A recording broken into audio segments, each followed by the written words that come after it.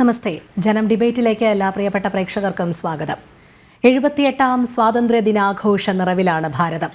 2047 വികസിത ഭാരതം എന്നതാണ് ഈ വർഷത്തെ സ്വാതന്ത്ര്യ ദിന പ്രമേയം. അതിനുവേണ്ടി ഭാരതം പടിപടിയായി ഉയരുമ്പോൾ നേട്ടങ്ങൾ, മുന്നിലുള്ള കടമ്പകൾ, ഒപ്പം വിമർശനങ്ങളും വിലയിരുത്തുകയാണ് ഇന്ന് ജനം ഡിബേറ്റിൽ.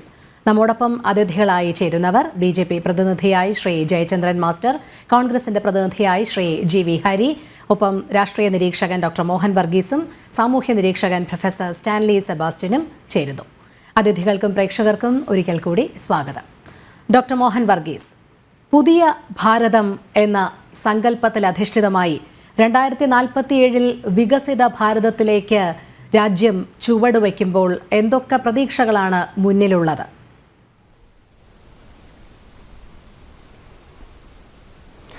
രോഹിണി, നവഭാരതം എന്ന സങ്കല്പം അല്ലെങ്കിൽ നവഭാരതം ഒരു യാഥാർത്ഥ്യമാക്കാൻ ബെഞ്ച് മാർക്കുകൾ എങ്ങനെ സെറ്റ് ചെയ്യണം എന്ന വലിയ ചിന്ത കഴിഞ്ഞ 10 വർഷത്തിനുള്ളിൽ ഉണ്ടായി.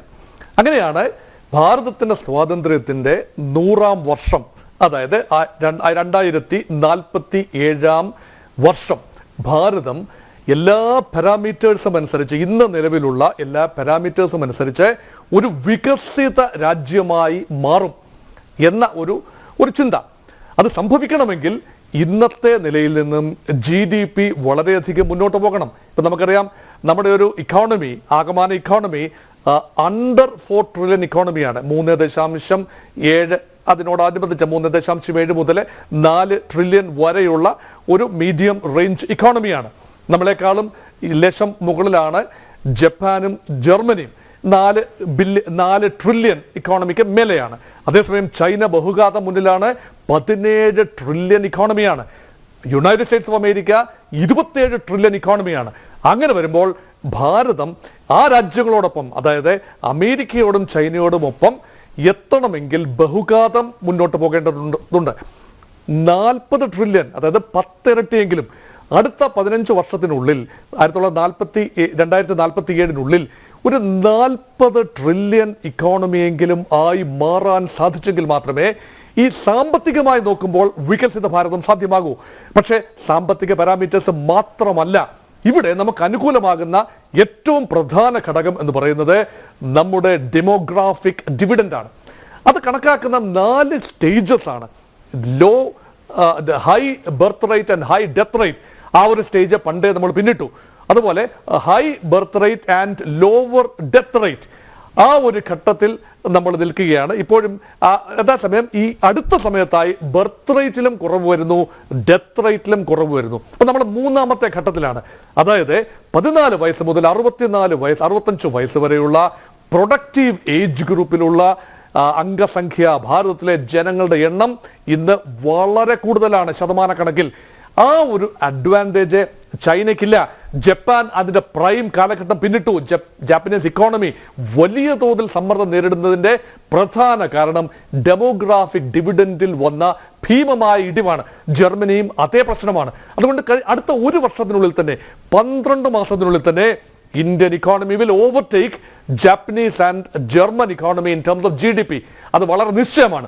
അങ്ങനെ ഇന്ത്യ 2025 തന്നെ, 25 ഡിസംബർ ആകുന്ന കലണ്ടർ വർഷം അവസാനിക്കുന്നതിന് മുൻപ് തന്നെ ഒരു 3ാമത്തെ വലിയ സമ്പദ് വ്യവസ്ഥയായി മാറുകയാണ്.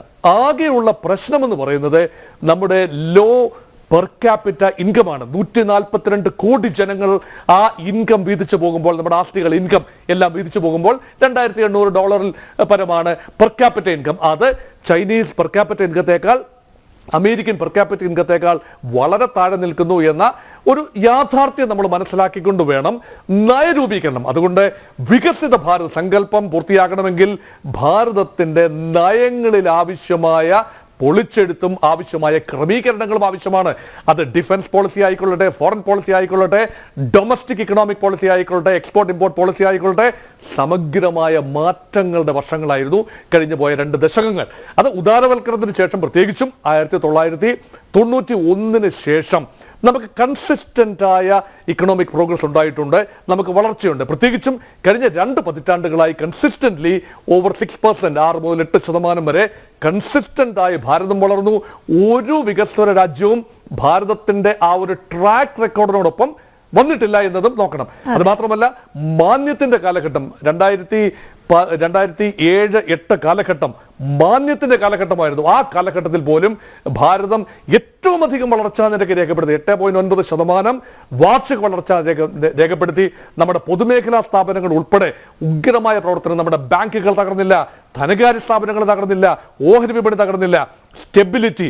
അപ്പൊ ഇന്ത്യയെ സംബന്ധിച്ചിടത്തോളം വികസിത ഭാരതം 2047 വികസിത ഭാരതമാകാനുള്ള എല്ലാ സജ്ജീകരണങ്ങളും എല്ലാ ഒരുക്കങ്ങളും എല്ലാ അടിസ്ഥാനവും ഉണ്ട്. അത് മാത്രമല്ല, ശാസ്ത്ര സാങ്കേതിക രംഗത്ത് ബഹിരാകാശ രംഗത്ത് നമ്മൾ നേടിയ കുതിച്ചുചാട്ടം.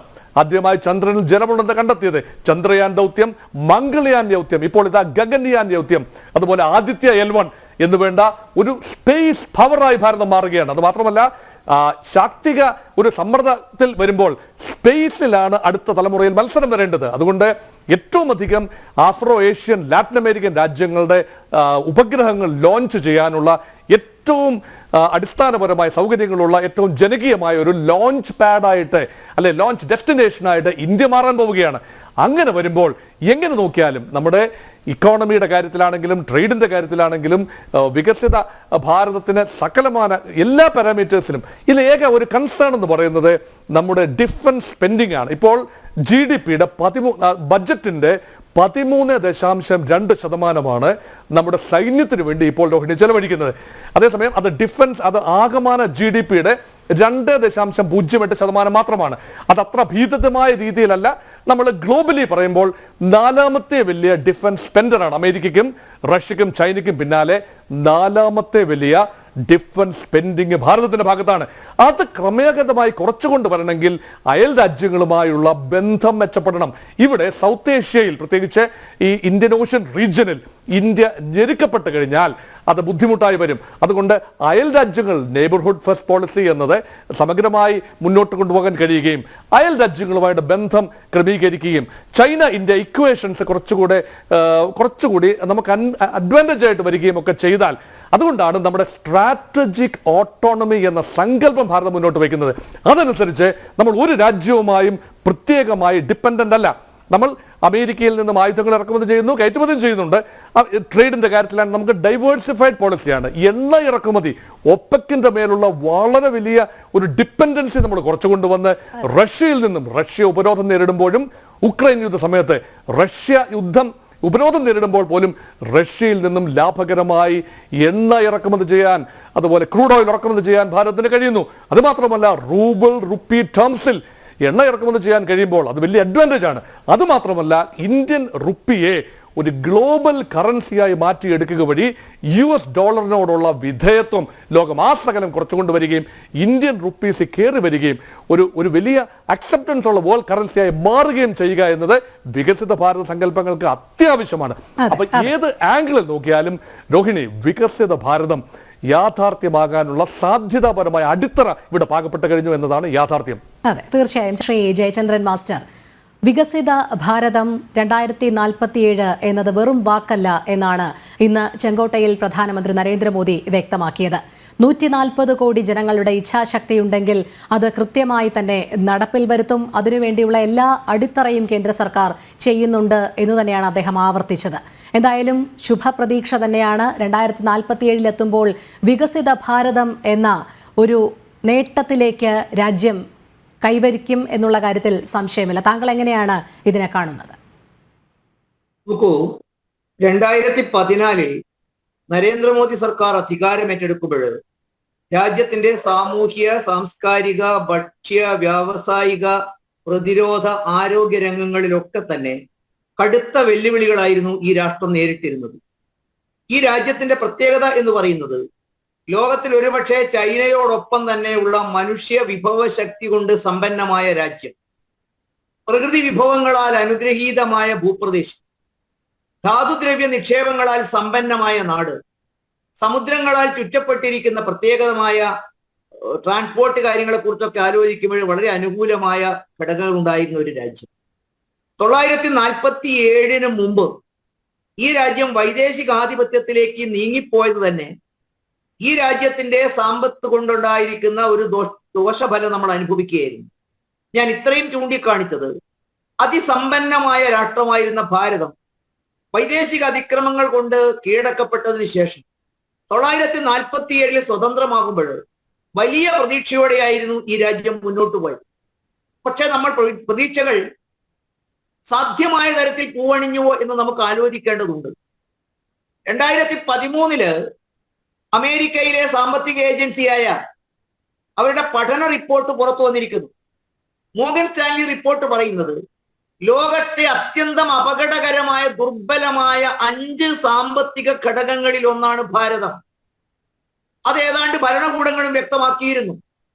പ്രതിരോധ മേഖലയിൽ ആയുധം വാങ്ങാൻ പോലും കടമില്ലാത്ത അവസ്ഥ, ഭാരതത്തിന്റെ സാമ്പത്തിക മേഖലയെ അസ്ഥിരപ്പെടുത്തിക്കൊണ്ട് മുന്നോട്ട് കുതിക്കുന്ന ദാരിദ്ര്യ രേഖയുടെ താഴെ കിടക്കുന്ന ആളുകളുടെ വർദ്ധിച്ച സംഖ്യ, വ്യാവസായിക മേഖലയിൽ ഉണ്ടായിരിക്കുന്ന ഇടിവ്, കാർഷികോൽപ്പന്ന മേഖലയിൽ നേരിടുന്ന വെല്ലുവിളികൾ, അതോടൊപ്പം ഭീകരവാദവും അയൽ രാജ്യങ്ങളിൽ നിന്നുള്ള ശക്തമായ ഭീഷണികൾ, അതിന്റെ മുമ്പിലൊക്കെ പകച്ചു നിൽക്കുകയായിരുന്നു എന്ന് പറഞ്ഞാൽ തെറ്റാകുമെന്ന് തോന്നുന്നില്ല. അവിടെ നിന്നാണ് കഴിഞ്ഞ 10 വർഷക്കാലത്തിനിടയ്ക്ക് അധികാരമേൽക്കുമ്പോൾ തന്നെ നരേന്ദ്രമോദി ഒരു കാര്യം വ്യക്തമാക്കി. രാജ്യത്തിന്റെ അവസ്ഥ അല്പം പരിതാപകരമാണ്, ചില കടുത്ത നടപടികളുടെ രാജ്യം മുന്നോട്ട് പോകേണ്ടി വരും. ആ പരിവർത്തനത്തിന്റെ ഫലമാണ് ഇന്ന് ചെങ്കോട്ടയിൽ നിന്നോട് പ്രധാനമന്ത്രി ലോകത്തോട് വിളിച്ചു പറഞ്ഞിരിക്കുന്നത്. നോക്കൂ, ഒരു വലിയ പാൻഡമിക് COVID-19 നമ്മൾ അതിജീവിച്ചു. 19 നേരിടുമ്പോൾ രാജ്യത്തിലെ ആരോഗ്യ രംഗത്തിന്റെ ദുർബലാവസ്ഥ നമുക്കറിയാം. ആ നേരിടുമ്പോഴേ രാജ്യത്തിന്റെ ഭക്ഷ്യാവസ്ഥയെ കുറിച്ച് നമുക്കറിയാം. അത് നേരിടുമ്പോഴേ രാജ്യത്തിന്റെ വ്യാവസായിക അടിത്തറയെ കുറിച്ച് നമുക്കറിയാം. രാജ്യത്തിന്റെ പ്രകൃതി വിഭവങ്ങളെ ചൂഷണം ചെയ്യുന്നതിലും ഉപയോഗപ്പെടുത്തുന്നതിലും ഉണ്ടായിരിക്കുന്ന നമ്മുടെ പോരായ്മകളെ കുറിച്ച് നമുക്കറിയാം. ഉദ്യോഗസ്ഥ തലങ്ങളിൽ ഉണ്ടായിരുന്ന കടുത്ത അഴിമതി പോലുള്ള നിഷ്ക്രിയതയെക്കുറിച്ചുള്ള ബോധ്യവും നമുക്കുണ്ടായിരുന്നു. ഒരു ഈജിയൻ തൊഴുത്ത് വൃത്തിയാക്കുന്നത് പോലെ കഴിഞ്ഞ 10 വർഷക്കാലം നിസ്വാർത്ഥമായും നിശബ്ദമായും എന്നാൽ നിശ്ചയദാർഢ്യത്തോടെയും നടത്തിയ പ്രവർത്തനമാണ് ഇന്ന് ചെങ്കോട്ടയിൽ നിന്നുകൊണ്ട് രാജ്യവും പുറത്തുള്ള ലോകവും ഭാരതത്തിന്റെ സാമ്പത്തിക വളർച്ചയും രാജ്യത്തിന്റെ പുരോഗതിയും അത്ഭുതാവഹമാണ് എന്ന് വിവിധ ഏജൻസികൾ സാക്ഷ്യപ്പെടുത്തിക്കൊണ്ട് മുൻപോട്ട് പോകുന്നത്. നമുക്കൊക്കെ അറിയാം, ലോകത്തിലെ തന്നെ ഏറ്റവും വലിയ ഭക്ഷ്യസുരക്ഷാ പദ്ധതിയാണ് 80 കോടി ജനങ്ങളെ അന്നമൂട്ടുക എന്നുള്ളത്. പട്ടിണി നേരിട്ടിരുന്ന, പോഷകാഹാരക്കുറവ് കൊണ്ട് കഷ്ടപ്പെട്ടിരുന്ന, ശിശുമരണ നിരക്ക് ദേശീയ ലോക ശരാശരിയേക്കാൾ വളരെ ഉയർന്നു നിന്നിരുന്ന, ആരോഗ്യപരമായ പ്രതിസന്ധികൾ നട്ടുവരുന്ന ഒരു ജനതയെ പോഷകാഹാരം കൊണ്ട് അല്ലെങ്കിൽ അവരെ നോർമലൈസ് ചെയ്യുക എന്നുള്ള വെല്ലുവിളിയായിരുന്നു ഉണ്ടായിരുന്നത്. കോവിഡ് മഹാമാരിക്കാലത്തുള്ള ആ വെല്ലുവിളി രാഷ്ട്രം ഏറ്റെടുത്തു. 80 കോടി ജനങ്ങൾക്ക്, ഒരുപക്ഷെ അമേരിക്കയിലെയും യൂറോപ്യൻ യൂണിയനിലെയും മൊത്തം ജനസംഖ്യയേക്കാൾ കൂടുതൽ ജനങ്ങളെയാണ് രാജ്യം ഇന്ന് അന്നമൂട്ടിക്കൊണ്ട് അവരുടെ ആരോഗ്യ രംഗത്ത് പ്രവർത്തിക്കുന്നത്. കോവിഡ് ഒരു വെല്ലുവിളി തന്നെയായിരുന്നു. കോവിഡ് കാലഘട്ടത്തിൽ ഉണ്ടായിരുന്ന നമ്മുടെ ആരോഗ്യ രംഗത്തിലെ പോരായ്മകൾ ഇന്ന് ലോകത്തെ തന്നെ മികച്ച ആരോഗ്യ പ്രതിരോധ സംവിധാനം ഭാരതത്തിന് സ്വായത്തമായി എന്ന് പറയുമ്പോൾ അതിശയകരമാണ് എന്നാരും രേഖപ്പെടുത്തുമെന്ന് എനിക്ക് തോന്നുന്നില്ല. സാമ്പത്തിക വളർച്ചാ നിരക്ക് യൂറോപ്പും ജപ്പാനും പോലും, മോഹൻ സാർ പറഞ്ഞ മാതിരിയില് യൂറോപ്പിലും ജപ്പാനിലും വികസ്വര രാജ്യങ്ങളിൽ പോലും 1%-നും 3%-നും ഒക്കെ ഇടയില് സാമ്പത്തിക വളർച്ച നേരിടുമ്പോൾ രേഖപ്പെടുത്തുമ്പോൾ രാജ്യത്തിന്റെ സാമ്പത്തിക വളർച്ചാ നിരക്ക് 7, 8, 8.5% എത്തി നിൽക്കുന്നു എന്നുള്ളതും രാജ്യത്തിന്റെ വ്യാവസായിക മുന്നേറ്റത്തിന്റെ അടിത്തറ പാകി കഴിഞ്ഞിരിക്കുന്നു എന്നുള്ളതും വലിയ ഒരു നേട്ടം തന്നെയാണ്. മറ്റൊന്ന്, തൊഴിലില്ലായ്മ മേഖലകളില് സ്വയം തൊഴിൽ രംഗത്ത് ആളുകളെ രാജ്യ പുരോഗതിയിൽ എൻറോൾ ചെയ്യുന്ന കാര്യത്തില് മുദ്രാ ലോൺ ഉൾപ്പെടെയുള്ള രാജ്യത്തിന്റെ സമ്പദ് വ്യവസ്ഥയിൽ ബാങ്കുകൾ നടത്തുന്ന പ്രവർത്തനങ്ങൾ, അതിനനുകൂലമായ പദ്ധതികൾ, അതിന്റെ ഫലമായിട്ട് അവർക്ക് വന്നിരിക്കുന്ന സാമ്പത്തിക സുസ്ഥിരതയുമെന്ന് പുതിയൊരു ഭാരതം കെട്ടിപ്പടുക്കാൻ പ്രാപ്തമാകും എന്നതിന്റെ സൂചനയാണ്.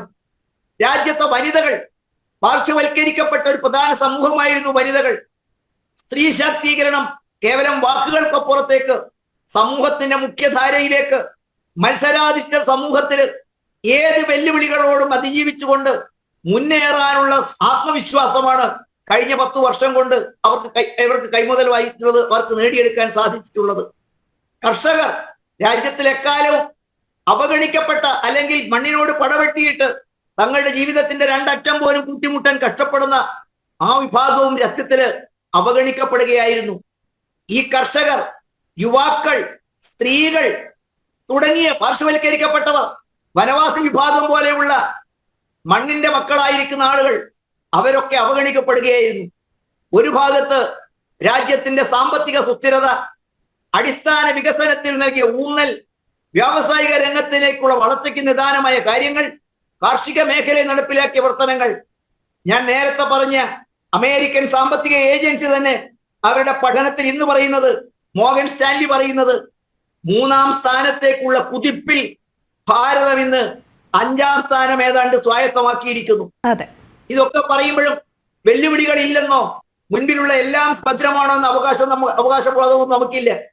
സ്വാഭാവികമായിട്ടും ഈ ഘടകങ്ങളെയൊക്കെ ഞാൻ പറഞ്ഞ നേരത്തെ പറഞ്ഞ പ്രതിവിഭവങ്ങൾ, മനുഷ്യ വിഭവ ശക്തി, അനുകൂലമായ സാഹചര്യങ്ങൾ, രാജ്യത്തിന്റെ മറ്റ് ഘടകങ്ങൾ, അന്താരാഷ്ട്ര തലങ്ങളിൽ ഉണ്ടായിരിക്കുന്ന പ്രതിസന്ധികൾ, അതിന് ഭാരതത്തിന്റെ പ്രത്യേകതകൾ, ഭാരതത്തിന്റെ സാധ്യതകൾ, ഇതൊക്കെ സമഞ്ജസിപ്പിച്ചുകൊണ്ട് തന്നെ, സംയോജിപ്പിച്ചുകൊണ്ട് തന്നെ ഒരു ജനതയ്ക്ക് ആത്മവിശ്വാസം പകർന്നു നൽകുക എന്നുള്ള വലിയൊരു വെല്ലുവിളിയായിരുന്നു കഴിഞ്ഞ 10 വർഷക്കാലം കൊണ്ട് രാജ്യത്തിനുണ്ടായിരുന്നത്.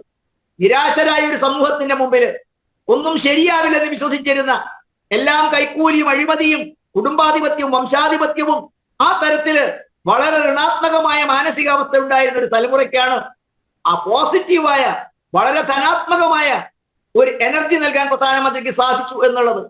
മലീമസമായ അന്തരീക്ഷത്തിൽ നിന്നും സ്വച്ഛ ഭാരത് പോലുള്ള പദ്ധതികൾ, സ്വായത്തമാക്കാനുള്ള കാർഷിക മേഖലയിലെ പുതിയ പരിവർത്തനങ്ങൾ, പ്രതിരോധ മേഖലയിൽ നടത്തിയ കാര്യങ്ങൾ, രാജ്യത്തിന്റെ സമ്പദ് വ്യവസ്ഥയ്ക്ക് നൽകിയ പുത്തൻ ഉറവ്, ഇൻഫ്രാസ്ട്രക്ചർ മേഖലയിൽ ഉണ്ടായ മുന്നേറ്റം, അതിർത്തിയോടനുബന്ധിച്ച് നടന്ന വികസന പ്രവർത്തനങ്ങൾ, ലോകത്തിലെ ഏത് വികസിത രാജ്യത്തോടും കിടപിടിക്കാവുന്ന തരത്തിൽ 3-ാമത്തെ സൈനിക ശക്തിയാവൽ, അഴിമതി പോലുള്ള കാര്യങ്ങളുടെ വിട്ടുവീഴ്ച നിലപാടുകൾ, ഭീകരവാദത്തോടുള്ള നിസ്തുലമായ സമീപനം, അതോടൊപ്പം ആഗോള തപനം പോലുള്ള, കാലാവസ്ഥാ വ്യതിയാനം പോലുള്ള പ്രശ്നങ്ങളോടുള്ള വളരെ പോസിറ്റീവായ സമീപനങ്ങൾ, എക്കോ ഫ്രണ്ട്ലി ആയിട്ടുള്ള ഊർജങ്ങളെ കണ്ടെത്തൽ, പരമ്പരാഗത ഫോസിൽ ഇന്ധനങ്ങളുടെ സ്ഥാനത്ത് നിന്നും പ്രകൃതിക്ക് അനുകൂലമായ സൗരോർജം പോലുള്ള എനർജികളുടെ കണ്ടെത്തൽ, ലോകത്തിലെ പുതിയ ദിശാബോധം നൽകുന്ന സ്പേസ് പോലുള്ള ശൂന്യാകാശ സംബന്ധമായ ഗവേഷണങ്ങൾ, ഇത്തരം മേഖലകളിൽ സ്വകാര്യ മേഖലയ്ക്കുള്ള പങ്കാളിത്തം തുറന്നുകൊടുക്കൽ, ഇതൊക്കെ ഞാൻ ചൂണ്ടിക്കാണിക്കുന്നത് വളരെ ചലനാത്മകമായ ഒരു എക്കോണമി ആയിട്ട് രാജ്യം മാറുകയാണ്. അതെ, തീർച്ചയായും സമസ്ത മേഖലകളിലും ആ കുതിപ്പ് പ്രകടമാകുന്നുമുണ്ട്. ശ്രീ ജി വി ഹരി, വികസിത ഭാരതത്തിലേക്കുള്ള ചുവടുവയ്പ്പിലേക്ക് രാജ്യം മാറുമ്പോൾ സമസ്ത മേഖലകളിലും അതിൻ്റെതായ പ്രതിഫലനങ്ങൾ സൃഷ്ടിക്കുന്നുണ്ട്. ഒരുപക്ഷെ ഇന്ന് മോദി പറഞ്ഞതുപോലെ 2047 വികസിത രാജ്യം ഒരു വെറും വാക്കല്ല, അതിനുവേണ്ടിയുള്ള തീവ്ര പ്രയത്നത്തിൽ തന്നെയാണ് കേന്ദ്ര സർക്കാർ എന്ന് പറയുമ്പോൾ കഴിഞ്ഞ 10 വർഷത്തെ നേട്ടങ്ങളും അദ്ദേഹം എടുത്തു പറയുന്നുണ്ട്. ആ വികസനത്തിന്റെ അടിത്തറ പാകിയ 10 വർഷങ്ങളാണ് കഴിഞ്ഞത് എന്നുള്ളതിന്റെ ഉറച്ച ആത്മവിശ്വാസത്തിൽ തന്നെയാണ് വരും വർഷങ്ങളും അത്തരത്തിലായിരിക്കും എന്ന് പ്രധാനമന്ത്രി കൂട്ടിച്ചേർക്കുന്നത്. താങ്കൾ എങ്ങനെ കാണുന്നു? നോക്കൂ, ഞാനിതിനെ ഒരു രാജ്യത്തിന് ഇപ്പോൾ ഇന്ന് നമ്മൾ ആഘോഷിച്ചത് 78ാമത് സ്വാതന്ത്ര്യ ദിനമാണ്. അതുകൊണ്ട് തന്നെ ഇതിൻ്റെ ആ ദിവസം മുതൽ, ആദ്യത്തെ ആ സ്വാതന്ത്ര്യം കിട്ടിയ ആ ദിവസം മുതൽ ഇന്ന് വരെയുള്ള ഒരു സ്പൈറലിംഗ് ആയിട്ടാണ് ഞാനിതിനെ കാണാൻ ആഗ്രഹിക്കുന്നത്. കഴിഞ്ഞ 10 വർഷം കൊണ്ട് ഇതെല്ലാം സംഭവിച്ചു എന്ന് പറയുന്നതിനോട് അതിനെക്കുറിച്ച് മനസ്സിലാക്കുകയും അല്ലെങ്കിൽ അതിനെക്കുറിച്ച് പഠിക്കുകയും ചെയ്യുന്നവരാരും സമ്മതിച്ചു തരണമെന്ന് ഒരു നിർബന്ധമില്ല. അതുകൊണ്ട് തന്നെ സ്വാഭാവികമായിട്ടും ഞാൻ അതിനകത്ത് പ്രത്യേകിച്ച് എടുത്ത് പറയേണ്ട കാര്യമില്ല. അതിനകത്ത് ഒരു 78 വർഷത്തെ ഒരുപാട് സർക്കാരുകളുടെ, ഒരുപാട് ആളുകളുടെ, ഒരുപാട് പേരുടെ സംഭാവനകൾ ഇതിനകത്തുണ്ട്. ഒരു വ്യക്തിക്ക് മാത്രമായി ഒരു സുപ്രഭാതത്തിൽ ഇതൊന്നും ചെയ്തെടുക്കാൻ സാധിക്കില്ല. ഇതിനകത്ത് ഏറ്റവും പ്രധാനമായിട്ട് ഞാൻ ഡോക്ടർ മോഹൻ വർഗീസ് പറഞ്ഞെടുത്ത് തന്നെ തുടങ്ങാം. അദ്ദേഹം പറഞ്ഞത് തിയറി ഓഫ് ഡെമോഗ്രഫിക് ട്രാൻസിഷനെ കുറിച്ചാണ്. ലോകത്ത് മുഴുവൻ രാജ്യങ്ങളിലും സംഭവിക്കാവുന്ന ഒരു കാര്യം നമ്മുടെ രാജ്യത്തും സംഭവിച്ചിട്ടുണ്ട്. ആ രാജ്യത്ത്, നമ്മുടെ രാജ്യത്ത് ഇപ്പോൾ ആ 3-ാം ഘട്ടത്തിലേക്കാണ്. ഒരു 4-ാം ഘട്ടം അതിനകത്ത് ഉണ്ടാകുമെന്നുള്ള പഠനങ്ങളും നടക്കുന്നുണ്ട്. അങ്ങനെ ഒരു അവസ്ഥ, അതൊരു തുലനമായിട്ടുള്ള അവസ്ഥ, ഡെത്ത് ആൻഡ് ഡെത്ത് റേറ്റ് ഒരു ഈക്വൽ സിറ്റുവേഷനിലേക്ക് എത്തുന്ന ഒരു 4-ാമത്തെ സ്റ്റേറ്റിലേക്ക് എത്തും എന്നതാണെങ്കിൽ അതൊരു സുപ്രഭാതം കൊണ്ട് നമ്മൾ നേടിയിട്ടുള്ളതല്ല. നമുക്ക് അറിയാവുന്നതുപോലെ എല്ലാ സർക്കാരുകളും എടുത്തിട്ടുള്ള പോളിസീസ്, നയങ്ങൾ, ഇപ്പോൾ ജനസംഖ്യാപരമായിട്ടുള്ള നയങ്ങളുടെ ഒരു പ്രതിഫലനമാണ് നമ്മളിപ്പോൾ കണ്ടുകൊണ്ടിരിക്കുന്നത്. അതുകൊണ്ടാണ് അദ്ദേഹം നേരത്തെ സൂചിപ്പിച്ചത് സൂചിപ്പിച്ച് അദ്ദേഹം പറഞ്ഞ വളരെ കറക്റ്റാണ്. ലോകത്തെ മൊത്തം ആളുകളെ എടുത്തു നോക്കുമ്പോൾ നമ്മളാണ് ഏറ്റവും ചെറുപ്പം. ഒരു ആവറേജ് ഇന്ത്യൻ്റെ പ്രായം എന്ന് പറയുന്നത് 29 വയസ്സാണ്. ചൈനക്കാരൻ്റേത് 39, ജപ്പാൻകാരൻ്റേത് 40-45 എത്തുമ്പോൾ നമുക്കുള്ള ഏറ്റവും വലിയ ഒരു ഗുണമായിട്ട് ഞാൻ അതിനകത്ത് അദ്ദേഹം പറഞ്ഞതോട് ഞാൻ യോജിക്കുന്നു. ഒരു ഡെമോഗ്രഫിക് ഡിവിഡൻഡ് നമ്മുടെ ഈ രാജ്യത്തിന് വളരെ അനുകൂലമാണ്. പക്ഷേ അതിനനുസരിച്ചുള്ള പദ്ധതികളും പരിപാടികളും ഉണ്ടായില്ലെങ്കിൽ ആ ഡെമോഗ്രഫിക് ഡിവിഡൻഡ് ഉള്ളതുകൊണ്ട് മാത്രം എന്തെങ്കിലും കാര്യമുണ്ടെന്ന് എനിക്ക് തോന്നുന്നില്ല. നമ്മൾ നോക്കൂ, ഏറ്റവും പ്രധാനപ്പെട്ട കാര്യം നമ്മുടെ രാജ്യം ഏറ്റവും കൂടുതൽ യുവാക്കൾക്ക് തൊഴിലില്ലാത്തൊരവസ്ഥയിലൂടെ കടന്നു പോകുന്നു. നമ്മൾ ബജറ്റുമായി ബന്ധപ്പെട്ട ചർച്ചയിലൊക്കെ ഏറ്റവും കൂടുതൽ ഉയർന്നു വന്നിട്ടുള്ള സാമ്പത്തിക സർവേ തന്നെ നമ്മൾ പരിശോധിച്ച് നോക്കിക്കഴിഞ്ഞാൽ നമ്മുടെ രാജ്യത്ത് ചെറുപ്പക്കാർക്കിടയിൽ വലിയ തോതിൽ ഇപ്പോഴും നമ്മുടെ രാജ്യത്ത് വലിയ തൊഴിലില്ലായ്മ നിലനിൽക്കുന്നുണ്ട്. അതുകൊണ്ട് തന്നെ രാജ്യത്ത് നിന്ന് പുറത്തേക്ക് പോകുന്ന കുട്ടികളുടെ എണ്ണം, ചെറുപ്പക്കാരുടെ എണ്ണം വർദ്ധിച്ചു കൊണ്ടുവരുന്നു. അപ്പോൾ എങ്ങനെയാണ് നമുക്ക് ആ ഡെമോഗ്രഫിക് ഡിവിഡൻഡിനെ കൃത്യമായിട്ട് ഉപയോഗിക്കാൻ കഴിയുക എന്നുള്ളൊരു ചോദ്യവും നമ്മുടെ മുമ്പിലുണ്ട്. ഞാനതിനെ ഒരു എക്കണോമിക് പെർസ്പെക്റ്റീവിൽ മാത്രമല്ല കാണുന്നത്, ഞാനതിനെ ഒരു സോഷ്യൽ പെർസ്പെക്റ്റീവിൽ, ഒരു സോഷ്യോളജിക്കൽ പെർസ്പെക്റ്റീവിൽ കൂടി കാണാൻ ഞാൻ ആഗ്രഹിക്കുകയാണ്. അതൊന്ന്. രണ്ട്, വളരെ പ്രധാനപ്പെട്ടൊരു കാര്യം, ഞാനിപ്പോൾ ജയചന്ദ്രൻ മാഷ സംസാരിച്ചപ്പോൾ ആദ്യം ഞാൻ വിചാരിച്ചു അദ്ദേഹം ഈ ഏതോ സൊമാലിയൻ രാജ്യങ്ങളെക്കുറിച്ചോ അല്ലെങ്കിൽ ആഫ്രിക്കൻ രാജ്യങ്ങളെക്കുറിച്ചോ ഉള്ള പഴയ കാര്യമായിരിക്കും പറയുന്നത്. പിന്നെ ശ്രദ്ധിച്ചപ്പോഴാണ് ഇന്ത്യയെക്കുറിച്ച് തന്നെയാണ് അദ്ദേഹം പറയുന്നത്. നമ്മൾ മനസ്സിലാക്കേണ്ട ഒരു കാര്യം, ഈ കഴിഞ്ഞൊരു 10 വർഷം അദ്ദേഹം ഫോക്കസ് ചെയ്ത് കഴിഞ്ഞ 10 വർഷം കൊണ്ട് ഈ രാജ്യത്തെല്ലാം തകർന്ന് കിടന്ന് മുഴുവൻ 10 വർഷം കൊണ്ട് ഇങ്ങനെ അടുക്കി വെച്ചതുപോലെയാണ് ഒരു കുറേ കല്ലുകളെടുത്ത് അടുക്കി വെക്കുമ്പോൾ ഉണ്ടായെന്നാണ്. അങ്ങനെ ഒരിക്കലും ഒരു രാജ്യത്തും നമുക്ക് വികസനം കൊണ്ടുവരാനായിട്ട് സാധിക്കില്ല. കാരണം അതൊരു സ്പൈറലിംഗ് ആയിട്ടാണ് കാണുന്നത്. ഞാൻ ഉദാഹരണം വേണമെങ്കിൽ പറയാം. ഫ്രം ദ ഡേ ഓൺവേർഡ്സ് നമ്മൾ ഇങ്ങോട്ടെടുത്ത് പരിശോധിച്ച് നോക്കൂ. നമ്മുടെ രാജ്യത്ത് ഇവിടെ വന്നിട്ടുള്ള വിപ്ലവങ്ങൾ, ഏറ്റവും 3 പ്രധാനപ്പെട്ട വിപ്ലവങ്ങളെക്കുറിച്ച് ഞാൻ പറയാം. ഒന്ന്, ഇൻഡസ്ട്രിയൽ റെവല്യൂഷൻ. നമ്മുടെ രാജ്യത്ത് 1950 മുതൽ ഇങ്ങോട്ടുള്ള കാലഘട്ടത്തിൽ industrial revolution, green revolution, white revolution, blue revolution, ഇത്രയും റെവല്യൂഷൻസ്, ഇനിയും വേറെ ഒരുപാട് റെവല്യൂഷൻസിനെ കുറിച്ച് നമുക്ക് പറയാം. ഇതൊക്കെ ഉണ്ടായിട്ടുണ്ട്. അതിൻ്റെ ഭാഗമായിട്ട് തന്നെ നമ്മുടെ രാജ്യം ഒരുപാട് വികസനത്തിലേക്ക് പോയിട്ടുണ്ട്, വളർച്ചയിലേക്ക് പോയിട്ടുണ്ട് എന്നുള്ളത് നമുക്കറിയാം. ഇവിടെ നിന്ന് ബ്രിട്ടീഷുകാർ നമുക്ക് സ്വാതന്ത്ര്യം തന്നതിന് ശേഷം പോകുമ്പോൾ ഒരു മുട്ടുസൂചി ഉണ്ടാക്കാൻ കഴിയാത്ത ഒരു രാജ്യമായി നിലനിന്നിരുന്ന ഭാരതം, അതിൽ നിന്ന് ഇന്നിപ്പോൾ ഈ എക്കണോമിക്കലി 5ാം സ്ഥാനത്തേക്ക് എത്തിയിട്ടുണ്ടെങ്കിൽ ആ 78 വർഷത്തെ ചരിത്രം അതിനകത്തുണ്ട് എന്നുള്ളത് നമ്മൾ മനസ്സിലാക്കണം. 10 വർഷത്തെ ചരിത്രം പറഞ്ഞാൽ അത് അപൂർണമാണെന്ന് മാത്രമല്ല, അത് ശരിയായ ചരിത്രമല്ല നമ്മൾ പറയുന്നത് എന്നുള്ളതാണ് യാഥാർത്ഥ്യം. അതൊക്കെ മനസ്സിലാക്കാൻ നമ്മളെ കേട്ടുകൊണ്ടിരിക്കുന്ന ആളുകൾക്ക് അത് കൃത്യമായിട്ട് സാധിക്കും, അറിയാം, അവരെല്ലാം വിദ്യാസമ്പന്നരാണ്. അതുകൊണ്ട് അതെടുത്ത് ഞാൻ വീണ്ടും പറയേണ്ട കാര്യമില്ല. അപ്പോൾ ഈ 78 ഇയേഴ്സിൻ്റെ ഒരു ഡെവലപ്മെൻറ്റ് നമ്മൾ പരിശോധിച്ച് നോക്കുമ്പോൾ നമ്മുടെ രാജ്യത്ത് ഒരുപാട് വികസനം ഉണ്ടായിട്ടുണ്ട്. 91-ൽ ഇപ്പോൾ അദ്ദേഹം നേരത്തെ പറഞ്ഞല്ലോ, കോവിഡ് വന്നപ്പോൾ നമുക്ക് എന്തുകൊണ്ട് നമുക്ക് വലിയ സാമ്പത്തിക പ്രതിസന്ധി ഉണ്ടായില്ല? അതൊരു സുപ്രഭാതത്തിലെ മാജിക് അല്ല. 91 മുതൽ നമ്മളെടുത്തിട്ടുള്ള എക്കണോമിക് റീഫോംസിൻ്റെ പ്രത്യേകതയാണ്. എന്താണ്? ലിബറലൈസേഷനും അതോടൊപ്പം പ്രൈവറ്റൈസേഷനും അതോടൊപ്പം തന്നെ നമുക്കറിയാം ഗ്ലോബലൈസേഷൻ കാണുന്നു. LPG വന്നിട്ടുണ്ട്. അപ്പോൾ ഈ LPGയുടെ ഒരു വരവ് അന്ന് സ്വീകരിച്ചിട്ട് സർക്കാർ ഇവിടെയുണ്ട്. 1991 മുതൽ നമുക്കറിയാം മൻമോഹൻ സിംഗിൻ്റെ നേതൃത്വത്തിലുള്ള ഒരു വലിയ എക്കണോമിസ്റ്റ് ആയിരുന്നു ഇന്ത്യയുടെ പ്രധാനമന്ത്രി. അദ്ദേഹം എടുത്തിട്ടുള്ളൊരു സമീപനത്തിനകത്തുണ്ടായിട്ടൊരു മാറ്റം നമ്മുടെ രാജ്യത്ത് ഇപ്പോഴും നമുക്ക് പ്രതിഫലിക്കാം. ഈ വർഷം ചിലപ്പോൾ 2024 അത് ഏറ്റവും കൂടുതൽ പ്രതിഫലിക്കുക. അപ്പോൾ അതുകൊണ്ട് നമ്മൾ മനസ്സിലാക്കേണ്ട ഒരു പ്രധാനപ്പെട്ട കാര്യം, ഈ 1947 to 2024 ഒരു സ്പൈറലിംഗ് ഉണ്ട്.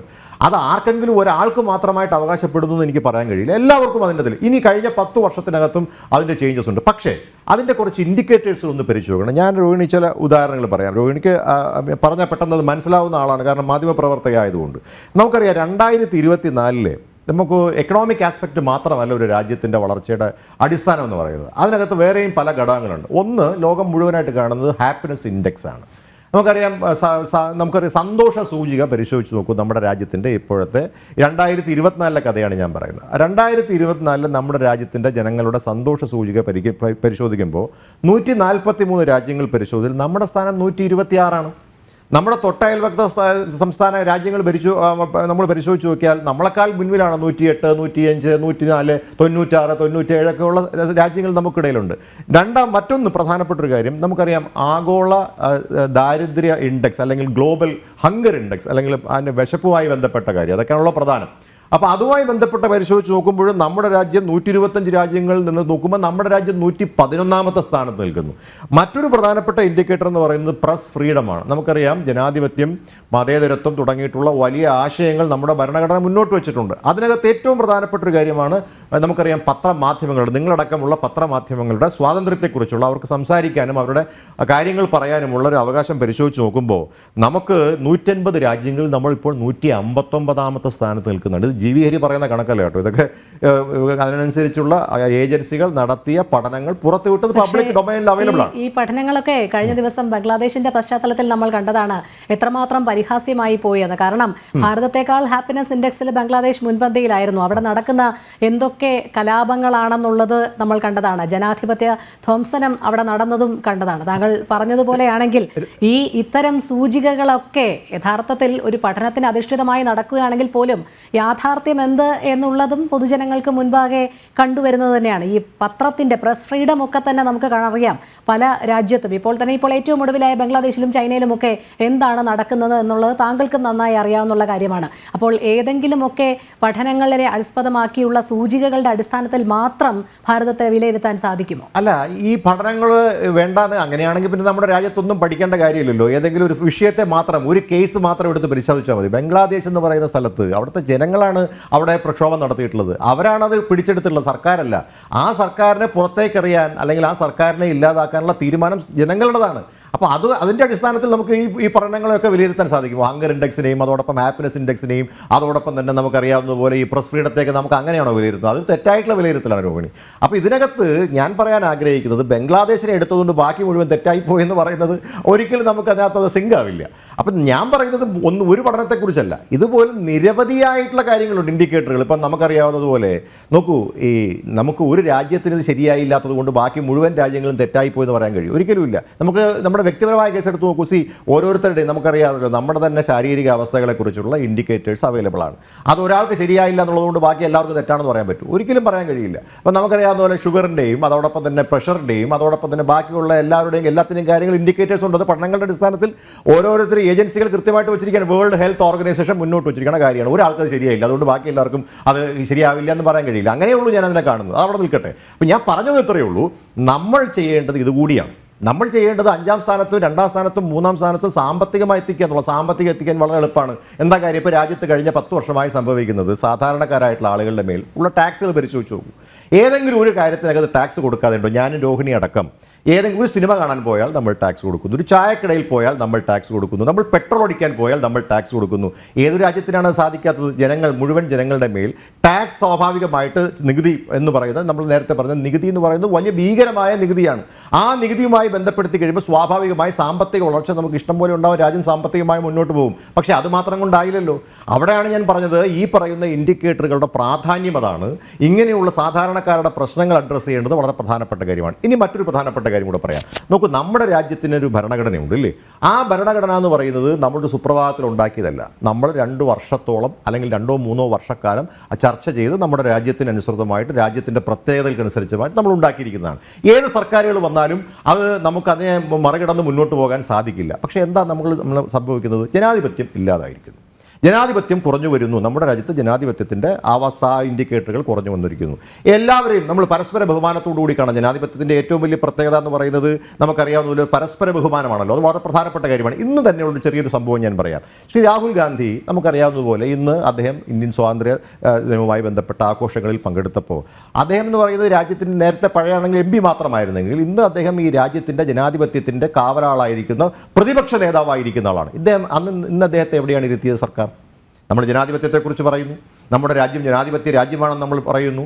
നമ്മൾ ഭരണഘടനാപരമായിട്ടുള്ള കാര്യമാണ് ഞാൻ പറയുന്നത്. ഒരു ഉദാഹരണമാണ് ഞാൻ പറഞ്ഞിട്ടുള്ളത്. ഇനി വേറൊന്നും വേണ്ട, നിങ്ങൾ തന്നെ നിങ്ങളുടെ ജനം TV-യിൽ ഇന്ന് പുറത്തു വന്നിട്ടുള്ളൂ. ഇന്നിപ്പോൾ അത് വലിയൊരു ആഘോഷമായി ആളുകളൊക്കെ 50 പൈസ ചാലഞ്ചായി കണ്ടുകൊണ്ട് മഹാത്മാഗാന്ധിയെ കണ്ടുപിടിക്കൂ, നിങ്ങളുടെ പോസ്റ്ററിൽ മഹാത്മാഗാന്ധി എവിടെ എന്ന് പറഞ്ഞുകൊണ്ട് ഒരു രസകരമായൊരു പോസ്റ്റർ സാമൂഹ്യ മാധ്യമങ്ങൾ നിറയുണ്ട്. അതിനകത്ത് ഗാന്ധിജി ഇല്ല, ബാക്കിയുള്ള മുഴുവൻ ആളുകളും ഉണ്ട്. അത് കണ്ടെത്തു, ഗാന്ധിജി വളരെ കുഞ്ഞായി ഒരു അറ്റത്തുണ്ട് എന്നുള്ളതാണ്. അപ്പോൾ ഇത്തരത്തിൽ ജനാധിപത്യ വിരുദ്ധമായി ഭരണഘടനാ വിരുദ്ധമായിട്ടുള്ള പ്രവർത്തനങ്ങൾ നമ്മുടെ രാജ്യത്ത് നടക്കുമ്പോൾ അതുണ്ടായിക്കഴിഞ്ഞാൽ നമുക്ക് പുരോഗതിയിലേക്ക് മുന്നോട്ട് പോകാൻ കഴിയില്ല. പുരോഗതി ഉണ്ടാകണമെങ്കിൽ നമുക്ക് എല്ലാവരുടെയും സഹകരണം ആവശ്യമാണ് അല്ലേ?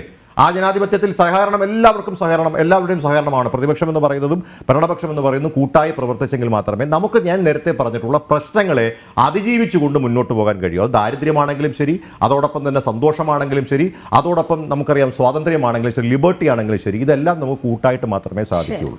അങ്ങനെ ഒരു തലത്തിലേക്ക് കൂടി സർക്കാർ ഇറങ്ങി വരണം എന്നതാണ് എനിക്ക് ഈ സ്വാതന്ത്ര്യ ദിനത്തിൽ മുന്നോട്ട് വെക്കാനുള്ള ആശയം. ശരി, ശ്രീ സ്റ്റാൻലി സെബാസ്റ്റ്യൻ, എന്തായാലും സമസ്ത മേഖലകളും ഈ കുതിപ്പിലേക്ക് തുടരുമ്പോൾ ഇനിയും കൂടുതൽ ഉയർച്ചയിലേക്ക് ഭാരതം എത്തേണ്ടതുണ്ട്. പക്ഷേ മുന്നിലുള്ള കടമ്പകൾ, വെല്ലുവിളികൾ ഒക്കെ എന്താണ്? കൃത്യമായി പറഞ്ഞാൽ സാമൂഹിക രംഗത്തും സാംസ്കാരിക രംഗത്തും ഒക്കെ വലിയ മാറ്റങ്ങൾ തന്നെയാണ് കഴിഞ്ഞ വർഷങ്ങളിലൊക്കെ ഭാരതം ആർജിച്ചത്. ലോകം ഭാരതത്തിന്റെ ശബ്ദത്തിനായി കാതോർക്കുന്ന സാഹചര്യം പോലും ഉണ്ടായിട്ടുണ്ട്. ഭാരതത്തിന്റെ വാക്കുകൾക്ക് അങ്ങേയറ്റം വില കൽപ്പിക്കുന്നുമുണ്ട്. ഇനിയും സാമൂഹിക അന്തരീക്ഷവും ധനകാര്യവും ഒക്കെ മാറി വരുമ്പോൾ എന്തൊക്കെ രീതിയിലുള്ള മാറ്റങ്ങളായിരിക്കണം തുടർന്നും ഉണ്ടാകേണ്ടത് എന്നാണ് താങ്കൾ കരുതുന്നത്? അതായത് നമുക്ക് സ്വാതന്ത്ര്യം 1947 കിട്ടിക്കഴിഞ്ഞപ്പം നമ്മൾ എന്ത് പോളിസിയാണ് അഡോപ്റ്റ് ചെയ്യേണ്ടതെന്നതിനെ സംബന്ധിച്ച് ഒരു സ്വതന്ത്ര ഈ ലൈസൻസ് രാജ് ഇല്ലാത്ത മുതലാളിത്ത ക്യാപിറ്റലിസ്റ്റ് പോളിസിയിലേക്ക് വരേണ്ടതിന് പകരം നമ്മൾ അനാവശ്യമായിട്ട് കമ്മ്യൂണിസത്തിലേക്കും സോഷ്യലിസത്തിലേക്കും ഒക്കെ പോയതുകൊണ്ടാണ് കുറെ നാളത്തേന് വികസനം സ്റ്റാഗ്നേറ്റ് ആയത്. അത് മുന്നോട്ട് പോകാൻ പറ്റാതെ വന്നു. അവസാനം അത് തിരിച്ചറിഞ്ഞ ഇന്ദിരാഗാന്ധിയൊക്കെ അമേരിക്കയുടെ സഹായം അഭ്യർത്ഥിച്ചെങ്കിലും അന്നത്തെ പ്രസിഡന്റ് ആയിരുന്ന റൊണാൾഡ് റേഗൻ പറഞ്ഞത് ഇതെല്ലാം മാറ്റിയിട്ട് വാ, അതിനുശേഷം ആലോചിക്കാവുന്നതാണ്. അതിനുശേഷം രാജീവ് ഗാന്ധിയുടെ ഭരണകാലത്തും ഇത് ആലോചിച്ചെങ്കിലും ഈ ലൈസൻസ് രാജിൽ നിന്നോ ഈ സോഷ്യലിസത്തിൽ നിന്നോ മാറിയിട്ട് മുതലാളിത്തത്തിലേക്ക് വരാൻ സാധിച്ചില്ല. പക്ഷെ നരസിംഹറാവു ഗവൺമെന്റ് അധികാരത്തിൽ വന്നു കഴിഞ്ഞപ്പോൾ നരസിംഹറാവു അദ്ദേഹം ഈ സോഷ്യലിസത്തെ എടുത്ത് അറബിക്കടലിലോട്ട് ഇട്ടിട്ട് മുതലാളിത്തം ലിബറലൈസേഷനിലേക്കും വന്നു. അവിടുന്നാണ് ഇന്ത്യയുടെ വികസനം ആരംഭിക്കുന്നത്. ഇന്ത്യയുടെ വികസനം 47-ന്നോ 50-ന്നോ 67-ന്നോ 84-ന്നോ അല്ല ആരംഭിക്കുന്നത്. അത് ആരംഭിക്കുന്നത് 92 വേണമെങ്കിൽ പറയാം, അല്ല 91, 92 കാലഘട്ടത്തിലാണ്. ലൈസൻസ് രാജ് ഇല്ലാതെ ആൾക്കാർക്ക് ഒരു എന്തെങ്കിലും പ്രൊഡ്യൂസ് ചെയ്യാനോ വിൽക്കാനോ പെറുക്കാനോ സ്വന്തമായിട്ട് എന്തെങ്കിലും ഉണ്ടാക്കാനുള്ള ഒരു അനുവാദം കിട്ടുന്നത് 47-ൽ കിട്ടിയില്ല. കിട്ടിയെന്നാണ് എല്ലാവരും വിചാരിച്ചിരുന്നത്. അപ്പൊ അന്ന് തുടങ്ങിയ വികസനം ചെറിയ തോതിൽ മുന്നോട്ട് വന്ന് നേരത്തെ ജയചന്ദ്രൻ മാഷ് പറഞ്ഞ പോലെ 2014-ൽ തന്നെയാണ് ഇന്ത്യ യഥാർത്ഥമായിട്ട് മെയ്ഡ് ഇൻ ഇന്ത്യ ആ രീതിയിൽ നമ്മളൊരു എന്റർപ്രണറായി അല്ലെങ്കിൽ നമ്മൾക്ക് എന്തെങ്കിലും വാല്യൂ അഡീഷൻ ഒരു പ്രൊഡക്റ്റിൽ ഉണ്ടാക്കി കൊടുത്ത് 10 പൈസ ഉണ്ടാക്കാനുള്ള ഒരു കാര്യത്തിലേക്ക് രാജ്യം വരുന്നത് ആ മാറ്റത്തിലാണ്. അതുപോലെ ഇൻഫ്രാ രംഗത്ത് ഹൈവേകള്, റെയിൽവേ, എയർപോർട്ട്, പോർട്ട് അതിലേക്ക് നമ്മൾ വന്നത്. വിദ്യാഭ്യാസം ലിബറലൈസ് ചെയ്യപ്പെട്ടു. അപ്പൊ ഇതൊക്കെ നമുക്ക് മുഹൂർത്തം നോക്കേണ്ട ആവശ്യമൊന്നുമില്ലായിരുന്നു. എന്നായി ബ്രിട്ടീഷുകാരൻ പോയി പിറ്റേ ദിവസം തന്നെ ചെയ്യാവുന്ന കാര്യമായിരുന്നു. എന്തുകൊണ്ടാണ് 50 വർഷം 60 വർഷം ഡിലേ ചെയ്തെന്നുള്ളതിന് ആരും ഉത്തരം പറയുന്നില്ല. കാരണം 3-4 ജനറേഷനും കൂടെ നമുക്ക് മുമ്പിൽ ഉണ്ടായിരുന്ന 1-2 ജനറേഷനെങ്കിലും ഏറ്റവും കുറഞ്ഞത് ഈ സ്വാതന്ത്ര്യത്തിന്റെ ശുദ്ധവായു ശ്വസിക്കാനും കുറെ കൂടെ ബെറ്റർ ആയിട്ടുള്ള ജീവിത സാഹചര്യങ്ങൾ ഉണ്ടാക്കാനും പറ്റുമായിരുന്നു. ഇനി പഴയത് നടന്നു, അത് പോട്ടെ. പുതിയ ഗവൺമെന്റ്, ഇപ്പോൾ ഉള്ള ഗവൺമെന്റ് കൃത്യമായിട്ട് സിറ്റിസൺസിനെ അംഗീകരിച്ചാണ് മുന്നോട്ട് പോകുന്നത്. അവർക്ക് വേണ്ട കാര്യങ്ങൾ, അത് ട്രാൻസ്പോർട്ടേഷൻ ആണെങ്കിലും കമ്മ്യൂണിക്കേഷൻ ആണെങ്കിലും വിദ്യാഭ്യാസം ആണെങ്കിലും ഹെൽത്ത് ആണെങ്കിലും കൂടുതൽ ആൾക്കാരെ അതിലേക്ക് കൊണ്ടുവരികയാണ്. ഇപ്പം വെള്ളമില്ലാണ്ടിരുന്ന ആൾക്കാർക്ക് അതിനുള്ള പ്രോജക്റ്റ്, വീട്ടിൽ വെള്ളം കൊടുക്കാനുള്ള പരിപാടി കേന്ദ്ര ഗവൺമെന്റ് ചെയ്യുന്നുണ്ട്. വീടില്ലാത്തവർക്കുള്ളത് ചെയ്യുന്നുണ്ട്. ടോയ്ലറ്റ് ഇല്ലാത്തവർക്ക് ചെയ്യുന്നുണ്ട്. ആരോഗ്യത്തിന് ഇൻഷുറൻസ് ഏർപ്പെടുത്തിയിട്ടുണ്ട്. അങ്ങനെ അനേകം ധനസഹായങ്ങൾ കൃഷിക്കാർക്ക് ചെയ്യുന്നുണ്ട്. ഈ 10 വർഷം കൊണ്ട് 1947-ൽ ചെയ്യേണ്ട കാര്യങ്ങൾ 2014-ലാണ് ആരംഭിച്ചതെന്നുള്ളതേ ഉള്ളൂ. അതിനിപ്പം ഇന്നത്തെ ദിവസമായതുകൊണ്ട് ഞാനൊരു പൊളിറ്റിക്കൽ ബ്ലെയിമിലേക്ക് കയറുന്നില്ല. പക്ഷേ ഇപ്പോഴത്തെ ഗവൺമെന്റ് ചെയ്യുന്നതിനെ ആരെങ്കിലും വില കുറച്ച് കാണിച്ചാൽ അതിന് മറുപടി പറയേണ്ടിയും വരും. കാരണം ഞാൻ 1970-ൽ ജനിച്ച ആളാണ്. ഞാൻ എന്റെ ഗ്രാജുവേഷൻ കഴിഞ്ഞ് വരുമ്പോഴത്തേക്ക് ഇവിടുത്തെ സിറ്റുവേഷൻ 93 ആയപ്പോഴത്തേക്കും ഇവിടെ അത്രയും രാജ്യം പുറകോട്ട് പോയിരുന്നു. ലിബറലൈസേഷൻ തുടങ്ങിയിട്ട് 1 വർഷമേ ആയുള്ളൂ.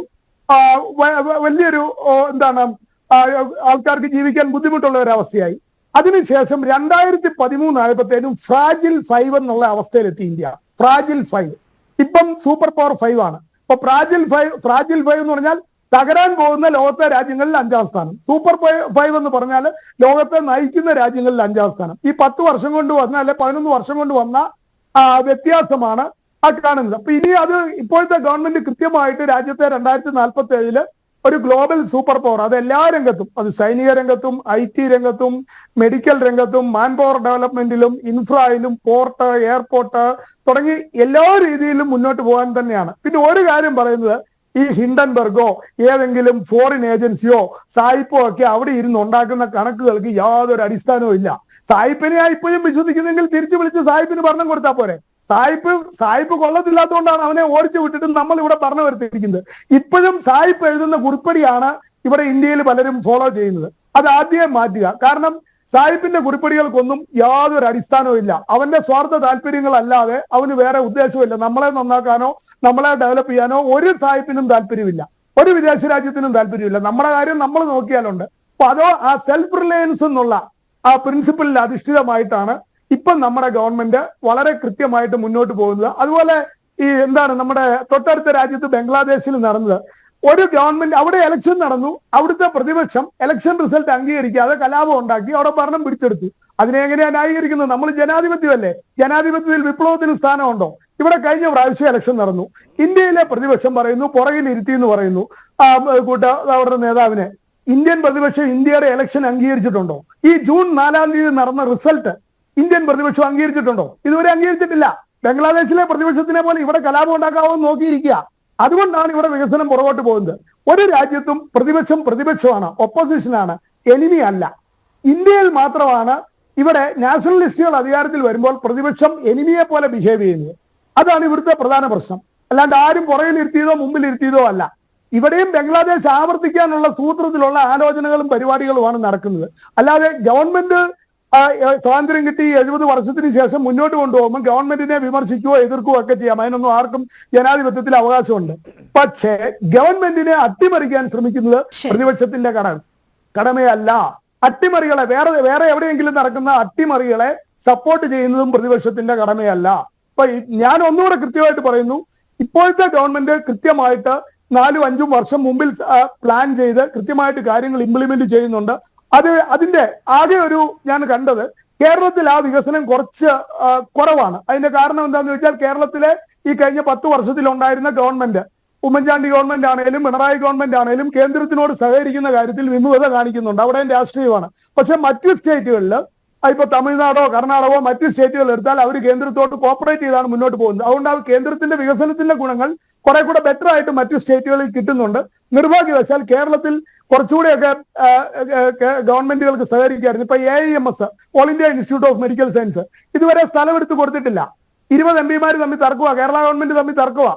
അല്ലാതെ അങ്ങനെയുള്ള കാര്യങ്ങൾ സ്ഥലമെടുത്ത് കൊടുക്കേണ്ട റെയിൽവേയുടെ ഡെവലപ്മെന്റ്, ഇങ്ങനെയുള്ള കാര്യങ്ങൾക്കൊക്കെ സ്ഥലം എടുത്തു കൊടുക്കാൻ പറ്റുന്നില്ല. ഗവൺമെന്റിന്റെ ലാബ്സ്, സ്റ്റേറ്റ് ഗവൺമെന്റിന്റെ ലാബ്സ് സെൻട്രൽ ഗവൺമെന്റിന്റെ മേൽ കെട്ടിവെക്കരുത്. അത് വേറെ ഇത് വേറെ.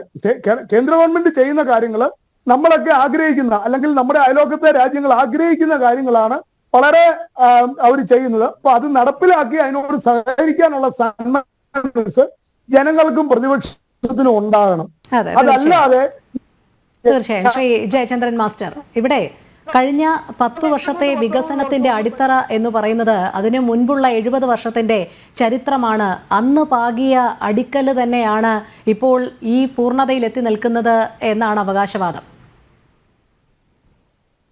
നോക്കൂ, ഫിസിക്സില് വെലോസിറ്റി ആൻഡ് ആക്സിലറേഷൻ എന്ന 2 ടേമുകളുണ്ട്.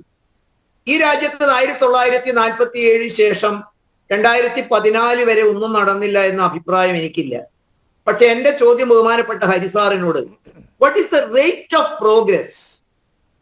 രാജ്യത്ത് കഴിഞ്ഞ സത്യത്തിൽ 1990കളിൽ നരസിംഹറാവു പുതിയ സാമ്പത്തിക നയം നടപ്പിലാക്കാൻ ഇടയായ പശ്ചാത്തലം എന്തായിരുന്നു? 10-40 വർഷക്കാലം 47 ശേഷം ഭാരതം സഞ്ചരിച്ച പാത നേരായ വഴിയിലായിരുന്നുവെങ്കിൽ രാജ്യത്തിൽ ഒരു പുനർചിന്തനം ആവശ്യമുണ്ടായിരുന്നില്ല. സത്യത്തിൽ സ്വാതന്ത്ര്യം എന്ന പദം സ്വന്തം തന്ത്രം ആവിഷ്കരിക്കുക എന്നതിനപ്പുറത്തേക്ക് ജവഹർലാൽ നെഹ്റു ചെയ്തത് മറ്റുള്ളവരെ കോപ്പിയടിക്കാൻ സോവിയറ്റ് യൂണിയന്റെ പഞ്ചവത്സര പദ്ധതി, മുതലാളിത്തത്തിനും കമ്മ്യൂണിസത്തിനും ഇടയ്ക്കുള്ള സോഷ്യലിസ്റ്റ് കാഴ്ചപ്പാടുകൾ, രാജ്യത്തിലെ സ്വകാര്യ മേഖലയെ പാടെ അവഗണിക്കൽ, രാജ്യത്തിലെ ജനങ്ങളെ വിശ്വാസത്തിലെടുക്കാതിരിക്കൽ, ഇതിന്റെയൊക്കെ ഫലമായിട്ട് 1990-ൽ മൻമോഹൻ സിംഗിന്റെ പുനർവിചിന്തനത്തിൽ, അവലോകനത്തിൽ 10-40 വർഷക്കാലം നാം പാഴാക്കിയതായിട്ടാണ് അദ്ദേഹത്തിന് ബോധ്യപ്പെട്ടത്. അതിന്റെ ഫലമായിട്ടല്ലേ ഒരു സാമ്പത്തിക നയത്തിൽ എത്തേണ്ടി വന്നത്. അവിടെയും നമുക്ക് വിജയകരമായി നടപ്പിലാക്കാൻ സാധിച്ചില്ല. നോക്കൂ, ഭാരതത്തിന്റെ സൈനിക വൃത്തങ്ങൾക്ക് ആവശ്യമായ യൂണിഫോമുകൾ പോലും ലഭ്യമാക്കാൻ നമുക്ക് കഴിയാത്തൊരവസ്ഥ ഉണ്ടായിരുന്നു. 90കളിൽ നടപ്പിലാക്കുമ്പോൾ ഞാൻ ഇന്നും ഓർക്കുന്നു, അന്ന് പുറത്തുവിട്ട കണക്കുകൾ. രാജ്യത്തിന് ഒരു മാസത്തേക്ക് ആവശ്യമായ ഭക്ഷ്യവസ്തുക്കളോ എണ്ണയോ ഇന്ധനമോ ഇറക്കുമതി ചെയ്യാനുള്ള വിദേശ നാണയ കരുതൽ ശേഖരം ഈ രാജ്യത്തിന്റെ കൈവശമില്ല. ഈ രാജ്യത്തിന്റെ ഭക്ഷ്യോത്പാദനം പ്രതിസന്ധിയിലാണ്. ഈ രാജ്യത്തിലെ പെർ ക്യാപിറ്റ ഇൻകം പ്രതിസന്ധിയിലാണ്. രാജ്യത്തിന്റെ കാർഷിക വ്യവസായ മേഖലകളില് അസന്തുലിതാവസ്ഥ ഉണ്ടായിരിക്കുന്നു. അതുകൊണ്ട് നിലവിലുണ്ടായിരുന്ന സാമ്പത്തിക വ്യവസ്ഥയിലേക്ക് നമുക്ക് മാറ്റം അനിവാര്യമായിട്ടുണ്ട്. അവിടുന്ന് അങ്ങോട്ടും എടുക്കുമ്പോൾ ഞാൻ ഒന്നും ഉണ്ടായിട്ടില്ല എന്ന അർത്ഥത്തിലല്ല ഞാൻ ചൂണ്ടിക്കാണിച്ചത്. എന്റെ ചോദ്യം ഹരിസാറിനോട്, ഈ റേറ്റ് ആയിരുന്നോ നമുക്ക് അനുവദനീയമായത്, നമുക്ക് സാധ്യവുമായിരുന്നത്? രാജ്യത്തിന്റെ മനുഷ്യ വിഭവശക്തിയെയും പ്രകൃതി വിഭവങ്ങളെയും ധാതുദ്രവ്യങ്ങളെയും കാലാവസ്ഥയെയും ടൂറിസം ഉൾപ്പെടെയുള്ള രാജ്യത്തിന്റെ അനുകൂല ഘടകങ്ങൾ ഉപയോഗപ്പെടുത്തിക്കൊണ്ട് ഒരു ട്രമൻഡസ് ഗ്രോത്തിന് എന്തുകൊണ്ട് നമുക്ക് കഴിഞ്ഞില്ല? നോക്കൂ, വരികൾക്കിടയിലൂടെ നമ്മൾ ഇപ്പോഴും നോക്കുന്നത് എന്താണ്? രാജ്യത്തിനുണ്ടായിരുന്ന നേട്ടങ്ങൾ മറച്ചുവെക്കാൻ 2-3 ഇൻഡെക്സുകളെ കുറിച്ച് പറഞ്ഞു. ഞാൻ ഹരിസാറിനോട് വിനയപൂർവ്വം ചോദിക്കട്ടെ സർ, ഈ ഇൻഡെക്സുകളൊക്കെ പടച്ചുവിടുന്ന ഏജൻസികൾ ആരാണ്? കേട്ടാൽ തോന്നും, നോക്കൂ, ഹങ്കർ ഇൻഡെക്സ് കേട്ടാൽ തോന്നും ഇത് ഏതോ വലിയ യുണൈറ്റഡ് നേഷൻസോ വേൾഡ് ബാങ്കോ IMF കണ്ടുപിടിച്ച ഒരു കാര്യമാണ്. ഞാൻ ഹരിസാറിനോട് ചോദിക്കട്ടെ, ഇതിന്റെ സാമ്പിൾ സർവേക്ക് എടുത്ത മാനദണ്ഡം എന്താണ്? ഇത് പുറത്തുവിട്ടത് ആരാണ്? ഒരു ഉഡായിപ്പ് സംഘടനയല്ലേ ഇതിന്റെ ആധികാരികത? ഒരു ഐറിഷ് NGO ഒരു ജർമ്മൻ NGOയുമായി ചേർന്നുകൊണ്ട് ഇലവാഞ്ചിക്കൽ സൊസൈറ്റി ഓഫ് ഇന്ത്യയെ പോലെ രാജ്യത്ത് പരിവർത്തനം ആഗ്രഹിക്കുന്ന, അതിന്റെ പേരിൽ പണമെടുക്കാൻ ആഗ്രഹിക്കുന്ന ഒരു ഏജൻസി. ഞാൻ ആ സാറിനോട് വിനയപൂർവ്വം ചോദിക്കുന്നത്, ഇതിന്റെ ശാസ്ത്രീയത, വിശ്വാസത എവിടെയാണ്? നോക്കൂ, ഈ ലിസ്റ്റിൽ 116 രാജ്യങ്ങളായിരുന്നു ആദ്യം ഉണ്ടായിരുന്നത്.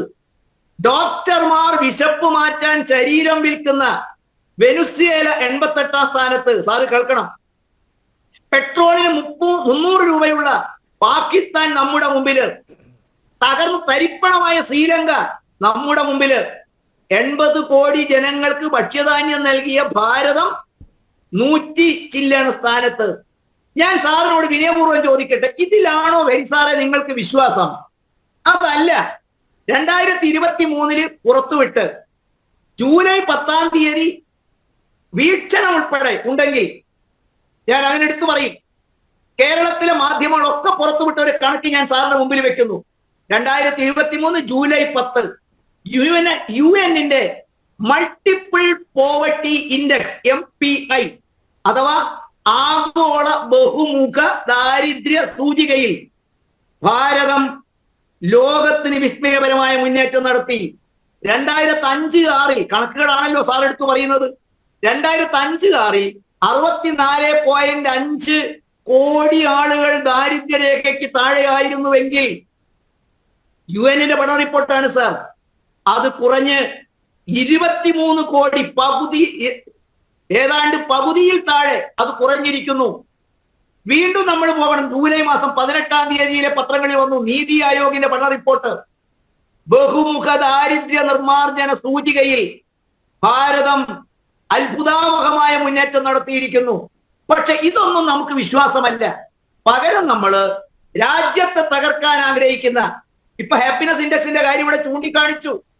മാധ്യമങ്ങളുടെ ഇൻഡെക്സിന്റെ കാര്യത്തിൽ ഞാൻ ചോദിക്കട്ടെ ഹരിസാർ, അടിയന്തരാവസ്ഥയിൽ പത്രമാരണ നിയമം നടപ്പിലാക്കി പത്ര ഓഫീസുകൾക്ക് വൈദ്യുതി ബന്ധം വിച്ഛേദിച്ച് അവരുടെ പ്രവർത്തനത്തെ തടഞ്ഞ് ഒരു അന്വേഷണം പോലും നടത്താതെ അവരെ മുഴുവൻ കാരാഗൃഹത്തിൽ അടച്ച, പ്രതിപക്ഷ നേതാവിനെ പോലും കാരാഗൃഹത്തിൽ അടച്ച, രാജ്യത്തിലെ ലക്ഷക്കണക്കിന് ആളുകളെ ജനാധിപത്യ അവകാശങ്ങൾ ധ്വംസിച്ച കോൺഗ്രസ് പത്രസ്വാതന്ത്ര്യത്തെക്കുറിച്ചും ജനാധിപത്യത്തെക്കുറിച്ചും ഭരണഘടനയെ കുറിച്ച് പറയുന്നതിന്റെ പൊള്ളത്തരം എന്താണ്? നോക്കൂ, ഇപ്പൊ തന്നെ ഇത് പറയാതെ പോകാൻ പറ്റില്ല രോഹിണി. ഹിഡൻബർഗിന്റെ റിപ്പോർട്ടാണ് നിങ്ങൾ ഒക്കിപ്പിടിക്കുന്നത്. 1-ാം ഘട്ടത്തിൽ നിങ്ങൾ വിജയിച്ചു. പക്ഷെ നോക്കൂ, ഇപ്പോഴ് ആ ഉഡായിപ്പുകാരനെ ഇന്ത്യൻ ജനത തള്ളിക്കളഞ്ഞിരിക്കുന്നു. ഇതൊന്നും ഞാൻ ചൂണ്ടിക്കാണിക്കുന്നത് രാഷ്ട്രീയ വിദ്വേഷം കൊണ്ടല്ല സർ. രാജ്യത്തിന് സാധ്യമായ നേട്ടമാണ് 2014 വരെ നേടുന്നതിൽ നമുക്ക് മുന്നോട്ട് പോകാൻ കഴിയാതെ പോയത്. ആ ആക്സലറേഷൻ നമുക്ക് ഉണ്ടായിരുന്നെങ്കിൽ ഒരുപക്ഷെ മോഹൻ സാറിനെ പോലുള്ളവരിന്ന് ചൂണ്ടിക്കാണിക്കും. രാജ്യം ഇന്ന് 5-ാമത്തേത് പോയിട്ട്, നേരത്തെ എന്റെ സുഹൃത്ത് പറഞ്ഞ മാതിരി ഫ്രജൈൽ 5-ൽ നിന്നും അതിശക്തമായി വളരുന്ന 5-ാമത്തെ സാമ്പത്തിക ശക്തി മാത്രമല്ല സർ. ഒറ്റ കണക്കൂടി രോഹിണി ഞാൻ മുമ്പോട്ട് വെക്കാം. നോക്കൂ, ഇപ്പോ പുറത്തുവിട്ട ഒരു കണക്കുണ്ട്. ഭാരതം പഞ്ചസാര ഉൽപാദനത്തിൽ ലോകത്ത് 1-ാം സ്ഥാനത്തെത്തി. എപ്പോൾ? മൊബൈൽ ഫോൺ ഉൽപാദനത്തിൽ രാജ്യം 2-ാം സ്ഥാനത്തെത്തി. ലോകത്ത് 55,000 കിലോമീറ്റർ ദേശീയപാത. ഞാൻ ചോദിക്കട്ടെ സർ, ഈ ദേശീയപാത നിർമ്മിക്കുമ്പോൾ അതിന്റെ തൊഴിൽ ഗുണഭോക്താക്കളായിട്ട് രാജ്യത്തിലെ യുവാക്കളാവില്ലേ? 75 പുതിയ വിമാനത്താവളങ്ങൾ. രാജ്യം 60 കൊല്ലം കൊണ്ട് കോൺഗ്രസ് ഉണ്ടാക്കിയതിന്റെ ഇരട്ടി വിമാനത്താവളങ്ങൾ 5-10 വർഷം കൊണ്ട്. 10,000 പുതിയ വിമാനങ്ങൾ, 10 ലക്ഷം കോടി രൂപയുടെ പദ്ധതികൾ, 20 നഗരങ്ങളിൽ മെട്രോ, ഇലക്ട്രോണിക് കയറ്റുമതിയിൽ ലോകത്തിൽ ഏറ്റവും മുന്നേറ്റം, 1.1 ലക്ഷം സ്റ്റാർട്ടപ്പുകൾ, 60,000 കിലോമീറ്റർ വൈദ്യുതി, മൊത്തം സ്ഥാപിത ഊർജത്തിനുണ്ടായ വർധനവ്, പ്രതിവർഷം 1 ലക്ഷം മെഡിക്കൽ സീറ്റുകളുടെ വർധനവ്. ഞാൻ ഇതൊന്നും ആരെയും കൊച്ചാക്കാൻ പറയുകയല്ല. ഈ മുന്നേറ്റം നടക്കുമ്പോ അതിന്റെ ഗുണഭോക്താക്കൾ ഈ രാജ്യത്തെ തൊഴിൽ മേഖലയിലെ ചെറുപ്പക്കാരല്ലേ? മുദ്രാ ലോണിലൂടെ കൈപ്പറ്റിയിരിക്കുന്ന ലക്ഷക്കണക്കിന് ചെറുപ്പക്കാർ, കോടിക്കണക്കിന് തൊഴിലവസരങ്ങൾ, സ്റ്റാർട്ടപ്പുകൾ, സ്റ്റാൻഡപ്പുകൾ, പിന്നോക്ക മേഖലയിലെ മുന്നേറ്റം, സ്ത്രീ ശാക്തീകരണം. കഴിഞ്ഞ 60 കൊല്ലത്തെയും കഴിഞ്ഞ 10 കൊല്ലത്തെയും താരതമ്യം ചെയ്യുമ്പോൾ 60 വർഷം ഒന്നും ഉണ്ടായില്ല എന്ന് ഞാൻ പറയില്ല. പക്ഷെ 60 വർഷം കൊണ്ട് നേടിയതിന്റെ ഇരട്ടി 10 വർഷം കൊണ്ട് നേടുകയും തകരുന്ന സമ്പദ് വ്യവസ്ഥയിൽ നിന്ന് ലോകത്തിലെ 5ാം സാമ്പത്തിക ശക്തിയായി 11ാം സ്ഥാനത്തായത് 2014-ലെങ്കിൽ ഇന്നത് 5ാം സ്ഥാനത്തെത്തുകയും 2047 സ്വാതന്ത്ര്യത്തിന്റെ 100ാം വാർഷികം ലോകത്തിലെ 3rd എക്കോണമിക് പവറായി ലോകത്തിലെ ഒരുപക്ഷെ നിയന്ത്രിക്കുന്ന തരത്തിലേക്കും ഭാരതത്തിന്റെ നേട്ടങ്ങൾ ലോകവുമായി പങ്കുവെച്ച് സർവ സ്വതന്ത്രമായ സഹകരണത്തിൻ്റെതായ ഒരു അഭിയാൻ സൃഷ്ടിക്കുന്നതിൽ സാധിക്കുമെന്ന് പറയുമ്പോൾ ചില ഉഡായിപ്പ് തട്ടിപ്പ് കണക്കുകൾ, happiness index, hunger index, media index, ആധികാരികമല്ലാത്ത ഉഡായിപ്പുകൾ വെട്ടിവിടുന്ന കാര്യങ്ങൾ പറയുമ്പോഴാണ് നമുക്ക് ചിലപ്പോൾ പ്രതിപക്ഷ നേതാവിനോടുള്ള ബഹുമാനം അല്പം കുറഞ്ഞു പോകുന്നത്. സ്വന്തം തുക ഷെയർ മാർക്കറ്റിൽ നിക്ഷേപിച്ച് ലാഭം കൊയ്യുമ്പോൾ രാജ്യത്തെ ഷെയർ മാർക്കറ്റിൽ പണം നിക്ഷേപിക്കരുതെന്ന് പറയുന്ന പ്രതിപക്ഷ നേതാവിന്റെ രാജ്യസ്നേഹം ഒരുപക്ഷെ ഞങ്ങളെ ബോധ്യപ്പെടുത്തണ്ട, സ്വയമെങ്കിലും അത് അളവുകൾ നടക്കണ്ടേ?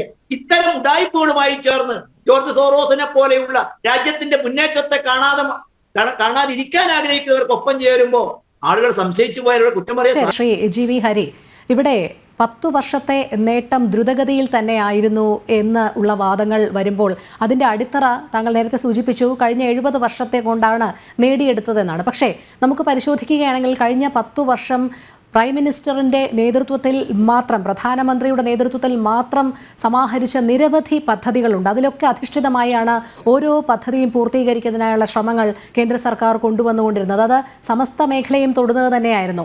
അപ്പോൾ ഇത്തരം പദ്ധതികൾ ഇതിൻ്റെ ആക്കം കൂട്ടി, വേഗം കൂട്ടി എന്നുള്ള യാഥാർത്ഥ്യം നിലനിൽക്കുന്നുണ്ട്. അതോടൊപ്പം ടി പി ജയചന്ദ്രൻ മാസ്റ്റർ ഉന്നയിച്ച പല വിമർശനങ്ങളുമുണ്ട്. അതിനോടൊക്കെയുള്ള താങ്കളുടെ പ്രതികരണം?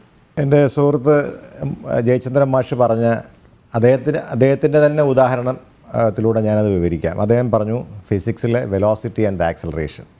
വളരെ ചെറിയൊരു ഉദാഹരണം പറയാം മാഷേ. നമുക്ക് മാഷ് പറഞ്ഞതനുസരിച്ചാണെങ്കിൽ 1947 തന്നെ നമ്മൾ സ്മാർട്ട് ഫോൺ കണ്ടെത്തേണ്ടിയിരുന്നു എന്നുള്ളതാണ്. നോക്കൂ, ഏത് കാര്യത്തിനകത്താണെങ്കിലും ഒരു സമയം എന്നൊരു സാധനമുണ്ട് ഇല്ലേ, ടൈം എന്നൊരു സാധനമുണ്ട്. അപ്പോൾ അങ്ങ് പറയുന്നത് കേട്ടപ്പോൾ എനിക്ക് തോന്നിയത് നമ്മൾ 1947 അല്ലെങ്കിൽ 50 സ്മാർട്ട് ഫോൺ കണ്ടെത്തേണ്ടിയിരുന്നു, അതാണ് നമുക്ക് പാളിച്ച. അങ്ങനെയല്ല. ഞാനിപ്പോൾ നേരത്തെ ഇവിടെ നമ്മുടെ സാമൂഹ്യ നിരീക്ഷകനായിട്ടുള്ള ശ്രീ സെബാസ്റ്റ്യൻ അദ്ദേഹം പറഞ്ഞു, അദ്ദേഹം 1970 ജനിച്ച ആളാണ്, ഞാൻ 75 ജനിച്ച ആളാണ്. ഞങ്ങളൊക്കെ 10ാം ക്ലാസ്സിലായി കഴിഞ്ഞപ്പോഴാണ് രാജ്യത്ത് കെലക്ട്രോൺ ബ്ലാക്ക് ആൻഡ് വൈറ്റ് TV കണ്ടെത്തിയിട്ടുള്ളത്, അല്ലെങ്കിൽ കൊണ്ടുവന്നിട്ടുള്ളത്. നമ്മുടെ രാജ്യത്ത് ടെലിഫോൺ വന്നിട്ടുള്ള ചരിത്രം നമുക്കറിയാം. നമ്മുടെ രാജ്യത്ത് കമ്പ്യൂട്ടർ വന്ന ചരിത്രം നമുക്കറിയാം. നമ്മുടെ രാജ്യത്തേക്ക് കളർ ടി വിയും വന്നിട്ടുള്ള ചരിത്രം അറിയാം. എന്തിനേറെ നമ്മൾ 1982 കളർ ടെലിവിഷൻ സംരക്ഷണം ആരംഭിക്കുന്നത്.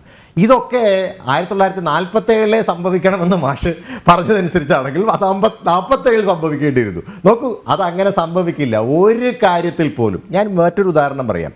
ഇന്ത്യൻ റെയിൽവേയുടെ കാര്യത്തിൽ അങ്ങനെയാണെങ്കിൽ ഇവിടെ വരേണ്ട ബുള്ളറ്റ് ട്രെയിൻ കഴിഞ്ഞ 10 വർഷത്തിൽ ബുള്ളറ്റ് ട്രെയിൻ വരണം. അങ്ങ് പറഞ്ഞ ആക്സലറേഷൻ ആണെങ്കിൽ ഇപ്പോഴും നമ്മൾ വന്ദേ ഭാരതിൽ എത്തി നിൽക്കുന്നുള്ളൂ. ഞാനതിനെ കുറ്റപ്പെടുത്തുകയല്ല.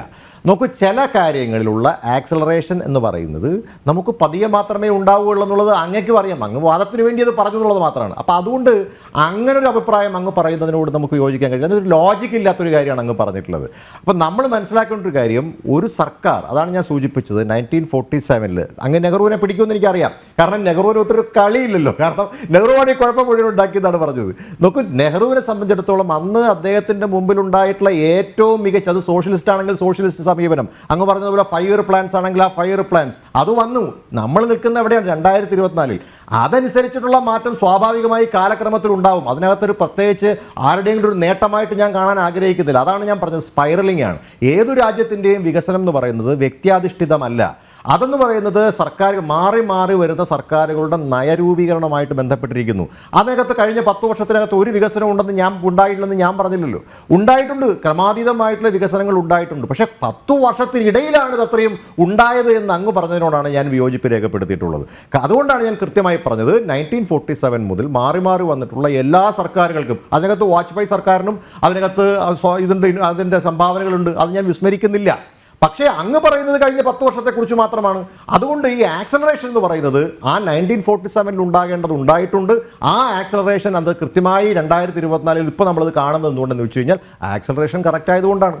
അതുകൊണ്ട് ആ വെലോസിറ്റി ആൻഡ് ആക്സലറേഷന് ഒരു കുറവ് സംഭവിച്ചിട്ടില്ല. 1947 തുടങ്ങിയ കാര്യങ്ങൾ ഇന്നും നമ്മൾ എന്തിനു പറയുന്നു? ഏറ്റവും അവസാനം നമുക്കറിയാം ചന്ദ്രയാൻ ദൗത്യം എപ്പോഴാണ് ആരംഭിക്കുന്നത്? അതിനു മുമ്പ് പൊക്രാൻ ടെസ്റ്റ്, ന്യൂക്ലിയർ ടെസ്റ്റ് എപ്പോഴാണ് ആരംഭിക്കുന്നത്? അതെല്ലാം ആരംഭിക്കുന്നതിനൊക്കെ കാലങ്ങളുണ്ട്. പരിശോധിച്ച് നോക്കും ഓരോ കാലഘട്ടത്തിലും.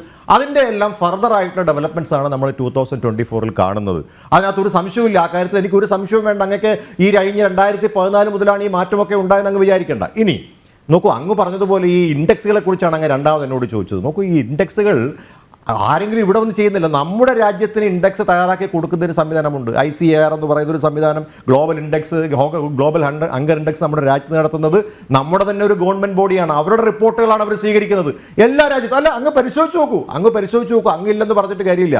നമ്മുടെ രാജ്യത്ത് ഗ്ലോബൽ ഹങ്കർ ഇൻഡെക്സിനെ സംബന്ധിച്ച് പഠിച്ച് റിപ്പോർട്ട് കൊടുക്കുന്നു. അത് സ്വീകരിച്ചിട്ടാണ് അവർ ആഗോളതലത്തിൽ ഒരു അഭിപ്രായം അല്ലെങ്കിൽ എല്ലാ രാജ്യങ്ങളുടെയും നിന്ന് സ്വീകരിച്ചിട്ടാണ്. അല്ലാതെ അവർ വന്ന് പഠിച്ചു എന്ന് ഞാൻ മനസ്സിലാക്കുന്നില്ല. നമുക്കിവിടെ സംവിധാനം ഉണ്ടല്ലോ. എന്തുകൊണ്ട് അങ്ങനെയാണെങ്കിൽ നമ്മുടെ ആളുകൾ അതിനെ എതിർക്കുന്നില്ല? അങ്ങനെയല്ല, ഞങ്ങളുടെ ഗ്ലോബൽ ഹങ്കർ ഇൻഡെക്സ് ഞങ്ങൾ ഇത്രയും സ്ഥാനത്താണെന്ന് ഒരു ഗവൺമെൻറ്റും പറയുന്നില്ലല്ലോ. സോ നോക്കൂ, ഗവൺമെൻറ് വളരെ കൃത്യമായിട്ട് ഗവൺമെൻറ് അത് തെറ്റാണെങ്കിൽ ഗവൺമെൻറ് തെറ്റാണെന്ന് പറയാനുള്ള സംവിധാനമുണ്ടല്ലോ.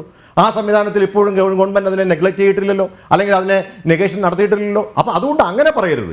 നമ്മുടെ രാജ്യത്തുണ്ടായിരിക്കുന്ന അല്ലെങ്കിൽ ലോകത്തുണ്ടായിരിക്കുന്ന എല്ലാ രാജ്യങ്ങളും ചില കാര്യങ്ങളൊക്കെ തന്നെ അംഗീകരിക്കുന്ന സംഘടനകളുണ്ട്. ആ സംഘടനകളാണ് നടത്തുന്നത്. അത് പ്രസ് ഫ്രീഡത്തെക്കുറിച്ചാണെങ്കിലും ശരി തന്നെ, ഗ്ലോബൽ ഹങ്കർ ഇൻഡെക്സിനെ കുറിച്ചാണെങ്കിലും ശരി തന്നെ, അതോടൊപ്പം തന്നെ ഹാപ്പിനെസ് ഇൻഡെക്സിനെ കുറിച്ചാണെങ്കിലും ശരി തന്നെ. അതായത് അവരൊക്കെ ഏതെങ്കിലും പ്രത്യേക താല്പര്യമുള്ളവരാണ് മാത്രമാണെന്ന് ധരിക്കരുത്. അപ്പോൾ അതുകൊണ്ട് നമ്മൾ ചില കാര്യങ്ങൾ സ്വീകരിക്കുന്നത് നല്ലതാണെങ്കിൽ നമ്മൾ പല കാലത്തും നമ്മളത് സ്വീകരിച്ചിട്ടുണ്ട്. പക്ഷേ അതോടൊപ്പം ശ്രീ GV ഹരി, ലോകത്തെ സാമ്പത്തിക ശക്തി എന്നുള്ള നിലയിലേക്കുള്ള കുതിപ്പിനെയും താങ്കൾ ആ കണക്കുകളിൽ പെടുത്തി അഭിനന്ദിക്കേണ്ടതല്ലേ? ഞാൻ തീർച്ചയായിട്ടും. അതുകൊണ്ടാണല്ലോ ഡോക്ടർ മോഹൻ വർഗീസ് പറഞ്ഞപ്പോൾ ഞാൻ പറഞ്ഞത് എക്കണോമിക്സ് മാത്രമല്ല, എക്കണോമിക്സിൽ 100% നമ്മൾ മുന്നോട്ട് പോകുന്നുണ്ട്. പക്ഷേ അതിൻ്റെ പ്രശ്നവും ഞാൻ പറഞ്ഞു.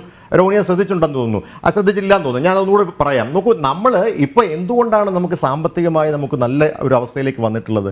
പല കാരണങ്ങൾ നമുക്കുണ്ട്. ഒന്ന് ഞാൻ നേരത്തെ സൂചിപ്പിച്ചു, ടാക്സേഷൻ. നമ്മളത് ബജറ്റിൽ സംസാരിച്ചിട്ടുള്ളൊരു കാര്യമാണ്. എല്ലാ കാര്യത്തിനും നമ്മളിപ്പോൾ ടാക്സ് കൊടുക്കുകയാണ്. എല്ലാ കാര്യത്തിലും. നേരത്തെ ആ ഒരു സാഹചര്യമല്ല. ജനങ്ങൾക്ക് കഴിയുന്നത്ര അവരുടെ പ്രയാസങ്ങളും ബുദ്ധിമുട്ടുകളും കുറയ്ക്കുക എന്നുള്ളത് വളരെ പ്രധാനപ്പെട്ട ഒരു കാര്യമായിരുന്നു. അതുകൊണ്ട് ടാക്സേഷൻ ഉണ്ടായിരുന്നു, അന്നും ഉണ്ടായിരുന്നു, ഇന്ന്. പക്ഷേ ഇത്രയും കാലത്തിൽ ഈ കഴിഞ്ഞ 10 വർഷത്തിനിടയിലുള്ള ഒരു ടാക്സേഷൻ നമുക്കുണ്ടായിരുന്നില്ല.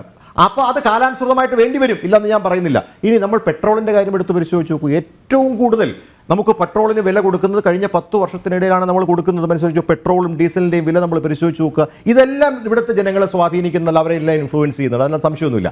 അതുകൊണ്ട് നമ്മൾ 5ാം സ്ഥാനത്തേക്ക് സാമ്പത്തികമായി എത്തിയത് കൊണ്ട് നമ്മൾ വലിയ നേട്ടത്തിലേക്ക് എത്തിയില്ല എന്ന് ഞാൻ പറയുന്നില്ല, എത്തിയിട്ടുണ്ട്. പക്ഷേ ഇതുകൂടി പരിഗണിക്കണം, സോഷ്യോളജിക്കൽ ആയിട്ടുള്ള കാര്യങ്ങൾ കൂടി പരിഗണിക്കണമെന്നേ ഞാൻ പറഞ്ഞു. അങ്ങനെയാണെങ്കിൽ ഈ കള്ളപ്പണം വെളുപ്പിക്കൽ അടക്കമുള്ള നടപടികളിലേക്ക് കഴിഞ്ഞ 10 വർഷം കേന്ദ്ര സർക്കാർ എത്രമാത്രം ഇടപെടലാണ് നടത്തിയത്? അതും ഇതിനൊരു ഘടകമാകുകയില്ലേ? അത് മാത്രമല്ല, തീവ്രവാദം, രാജ്യത്തിന്റെ അതിർത്തി കടന്നുള്ള തീവ്രവാദം, അവിടെ നിന്നുള്ള ഇത്തരത്തിലുള്ള പണം കൊണ്ടുവരൽ, മയക്കുമരുന്ന് ലോബി, ഇവരെയൊക്കെ നിയന്ത്രിക്കുന്നതിൽ രാജ്യം കടുത്ത നിഷ്കർഷ തന്നെ വച്ചു പുലർത്തി. അതെല്ലാം സാമ്പത്തിക രംഗത്തെ മുന്നേറ്റത്തിന് ഇടയാക്കി എന്നുള്ളതല്ലേ സത്യം? അല്ല, അതിൻ്റെ കണക്കുകൾ പുറത്തു വന്നല്ലോ. അതുമായി ബന്ധപ്പെട്ട് നോട്ട് നിരോധനവുമായി ബന്ധപ്പെട്ട കാര്യങ്ങളും ഒക്കെ ആയിട്ട് പുറത്തു വന്ന കണക്കിനകത്ത് എന്തായിരുന്നു നമ്മൾ കണ്ടത്? നമ്മൾ കണ്ട കണക്ക് സർക്കാർ തന്നെ പുറത്തുവിട്ട കണക്കുകൾ അത് ശരിയായിരുന്നില്ല എന്ന് ബോധ്യപ്പെടുത്തുന്നില്ലേ? അപ്പോൾ അതിനകത്ത് നിലപാടുകൾ സ്വീകരിച്ചിട്ടുണ്ട്, സർക്കാർ കൃത്യമായിട്ടുള്ള നിലപാടുകൾ സ്വീകരിച്ചിട്ടുണ്ട്. അതോടൊപ്പം തന്നെ സർക്കാർ തീവ്രവാദത്തിനെതിരെ ശക്തമായിട്ടുള്ള നിലപാടുകൾ സ്വീകരിച്ചിട്ടുണ്ട്, ഇല്ലെന്ന് ഞാൻ പറയുന്നില്ല. പക്ഷേ നോട്ട് നിരോധനവുമായി ബന്ധപ്പെട്ടത് ഒരു തെറ്റായിരുന്നു, അല്ലെങ്കിൽ നമ്മുടെ സാമ്പത്തിക ഇതിനെ പുറകോട്ട് വലിച്ചു എന്നുള്ളത് പഠനങ്ങൾ പറയുന്നത്, ഞാൻ പറയുന്നില്ല. റിസർവ് ബാങ്ക് ഓഫ് ഇന്ത്യയുടെ കണക്കുകൾ പരിശോധിച്ച് നോക്കൂ. കള്ളപ്പണത്തിന് വേണ്ടിയിട്ട് നിരോധിച്ചതെല്ലാം എന്താണ് അവസാനം തിരിച്ചു വന്നു, അതൊന്നും തിരികെ വരികയായിരുന്നു. പക്ഷേ ഈ കഴിഞ്ഞ 10 കൊല്ലമാണ് എൻഫോഴ്സ്മെന്റ് ഡയറക്ടറേറ്റ് ഏറ്റവും അധികം കേസുകൾ രജിസ്റ്റർ ചെയ്തതും അന്വേഷണം നടത്തിയതും. അതൊക്കെ എങ്ങനെയാണ് പ്രതിപക്ഷ നേതാവിന്റെ കാര്യത്തിൽ, പ്രതിപക്ഷ നേതാക്കളുടെ കാര്യത്തിൽ മാത്രമാണെന്നേ, പ്രതിപക്ഷ നേതാക്കളുടെ കാര്യത്തിൽ മാത്രമാണ് ഇ ഡി. ഇപ്പോൾ 22-ാം തീയതി ഞങ്ങൾ രാജ്യവ്യാപകമായി ഇ ഡി ഓഫീസുകൾ ഖരാബ് ചെയ്തതിന്റെ പ്രധാനപ്പെട്ട കാരണങ്ങളിൽ ഒന്നിതാണ്. കാരണം ഇതിനകത്തൊരു പ്രത്യേക വിഭാഗത്തിനെ മാത്രമേ ഇതിനകത്ത് കാണുന്നുള്ളൂ. അവിടെയാണ് ഞാൻ നേരത്തെ സൂചിപ്പിച്ചത്, നമ്മുടെ ജനാധിപത്യപരമായ രീതിയിൽ നമ്മൾ എല്ലാവരെയും ഒരുപോലെ കാണണം. നമുക്കറിയാമല്ലോ, ഇപ്പോൾ തന്നെ സെബിയുടെ അതോടൊപ്പം തന്നെ ചെയർപേഴ്സണുമായി ബന്ധപ്പെട്ട ആരോപണങ്ങൾ സർക്കാർ ഒന്നും മിണ്ടുന്നില്ല. നമ്മൾ 22-ാം തീയതി ഇ ഡി, എന്തുകൊണ്ടാണ് ഇ ഡി ഒരു സ്വതന്ത്ര ഏജൻസിയായി പ്രവർത്തിക്കട്ടെ? അതിനകത്ത് എന്തുകൊണ്ടാണ് പ്രതിപക്ഷ നേതാക്കന്മാരുടെ കാര്യത്തിൽ മാത്രം കേസെടുക്കുന്നു? എന്തുകൊണ്ട് സുപ്രീം കോടതി ജാമ്യം അനുവദിച്ചിട്ടുള്ള കേജ്രിവാൾ ഇപ്പോഴും ജയിലിൽ കിടക്കുന്നു? ഇതൊക്കെ നമ്മൾ പരിശോധിക്കേണ്ട കാര്യങ്ങളല്ലേ? അപ്പോൾ ഇ ഡി കേസെടുത്തിട്ടുണ്ട്, പക്ഷെ പരിശോധിച്ച് നോക്കൂ, എണ്ണി നോക്കൂ. ആ എണ്ണിയിൽ 100 കേസെടുത്തതിൽ 99 കേസും പ്രതിപക്ഷ നേതാക്കൾക്കെതിരെയായിരുന്നു. അതാണ് ഞാൻ നേരത്തെ പറഞ്ഞ ജനാധിപത്യത്തെ ഹനിക്കുന്ന തരത്തിലുള്ള പ്രവർത്തനമാണ് ഇത്തരത്തിലുള്ള ഏജൻസികളെ അടക്കം വിട്ട് സർക്കാർ ചെയ്യുന്നത്. അതൊരു രാജ്യത്തിന് ഭൂഷണമല്ല. കാരണം നമ്മുടെ രാജ്യത്ത് ജനാധിപത്യം നിലനിൽക്കണമെങ്കിൽ, അതേ മതേതരത്വം നിലനിൽക്കണമെങ്കിൽ, അതോടൊപ്പം സാമൂഹ്യ നീതി നിലനിൽക്കണമെങ്കിൽ ഈ കാര്യങ്ങളിലെല്ലാം കൂടി സർക്കാരുകൾ ശ്രദ്ധിച്ചാൽ തീർച്ചയായിട്ടും വലിയ മാറ്റം നമുക്ക് ഉണ്ടാക്കാൻ സാധിക്കും എന്നുള്ളതാണ് ഞാൻ പറയുന്നത്. ശരി, അതോടൊപ്പം മറ്റു ചില കണക്കുകൾ കൂടിയുണ്ട്. അതായത് ഈ കഴിഞ്ഞ വർഷം മെയ് 31-നകത്ത് 2024 മെയ് 31-നകത്ത് താങ്കൾ പറഞ്ഞതുപോലെയാണെങ്കിൽ എൻഫോഴ്സ്മെന്റ് ഡയറക്ടറേറ്റ് 1105 ബാങ്ക് ഫ്രോഡ് കേസുകളാണ് അന്വേഷിച്ചത്. അതുകൊണ്ട് രാജ്യത്തിനത് മുതൽക്കൂട്ടായത് 64,920 കോടിയുടെ സാമ്പത്തിക നേട്ടത്തിനായിരുന്നു അത് ഉപകരിച്ചത് എന്നുള്ളത് കൂടിയാണ്. ഞാൻ അതിനോട് എതിർപ്പ് പ്രകടിപ്പിക്കുന്നില്ല, ഞാൻ അതിനെ എതിർക്കുകയല്ല. അങ്ങ് പറഞ്ഞ കണക്കും കറക്റ്റ് ആയിരിക്കാം. പക്ഷെ ഞാൻ പറഞ്ഞത് ഇതിനകത്ത് നമ്മൾ കാണേണ്ട ഒരു പ്രധാനപ്പെട്ട കാര്യം, രാജ്യം മുന്നോട്ട് പോകണമെങ്കിൽ 2027 നമ്മുടെ രാജ്യം വികസിത രാജ്യമാകട്ടെ, അങ്ങനെ തന്നെയാണ് ഞാനും ആഗ്രഹിക്കുന്നത്. പക്ഷെ അതിനകത്ത് ഇതുപോലുള്ള കാര്യങ്ങൾ കൂട്ടി മാറ്റി നിർത്തിയാൽ കൂടുതൽ വേഗത്തിൽ അങ്ങ് പറഞ്ഞ മാഷ് പറഞ്ഞ ആ ആക്സലറേഷൻ നമുക്ക് കുറച്ചുകൂടി നമുക്ക് കൂട്ടാനായിട്ട് സാധിക്കും. ശരി, ഡോക്ടർ മോഹൻ വർഗീസ്, ഇവിടെ രാഷ്ട്രീയ വാദപ്രതിവാദങ്ങൾക്കുപരി ഇനി ഭാരതത്തിന് മുന്നോട്ട് കുതിക്കേണ്ട വെല്ലുവിളികൾ, കടമ്പകൾ ഏതൊക്കെയാണ്? ഇത്തരത്തിലുള്ള ഒരു കുതിച്ചുചാട്ടത്തിലേക്ക് പോവുകയാണെങ്കിൽ 2047 സ്വപ്ന സമാനമായ ഒരു വികസിത രാജ്യ സ്വപ്നത്തിലേക്ക് തന്നെ നമ്മൾ എത്തിച്ചേരുമോ?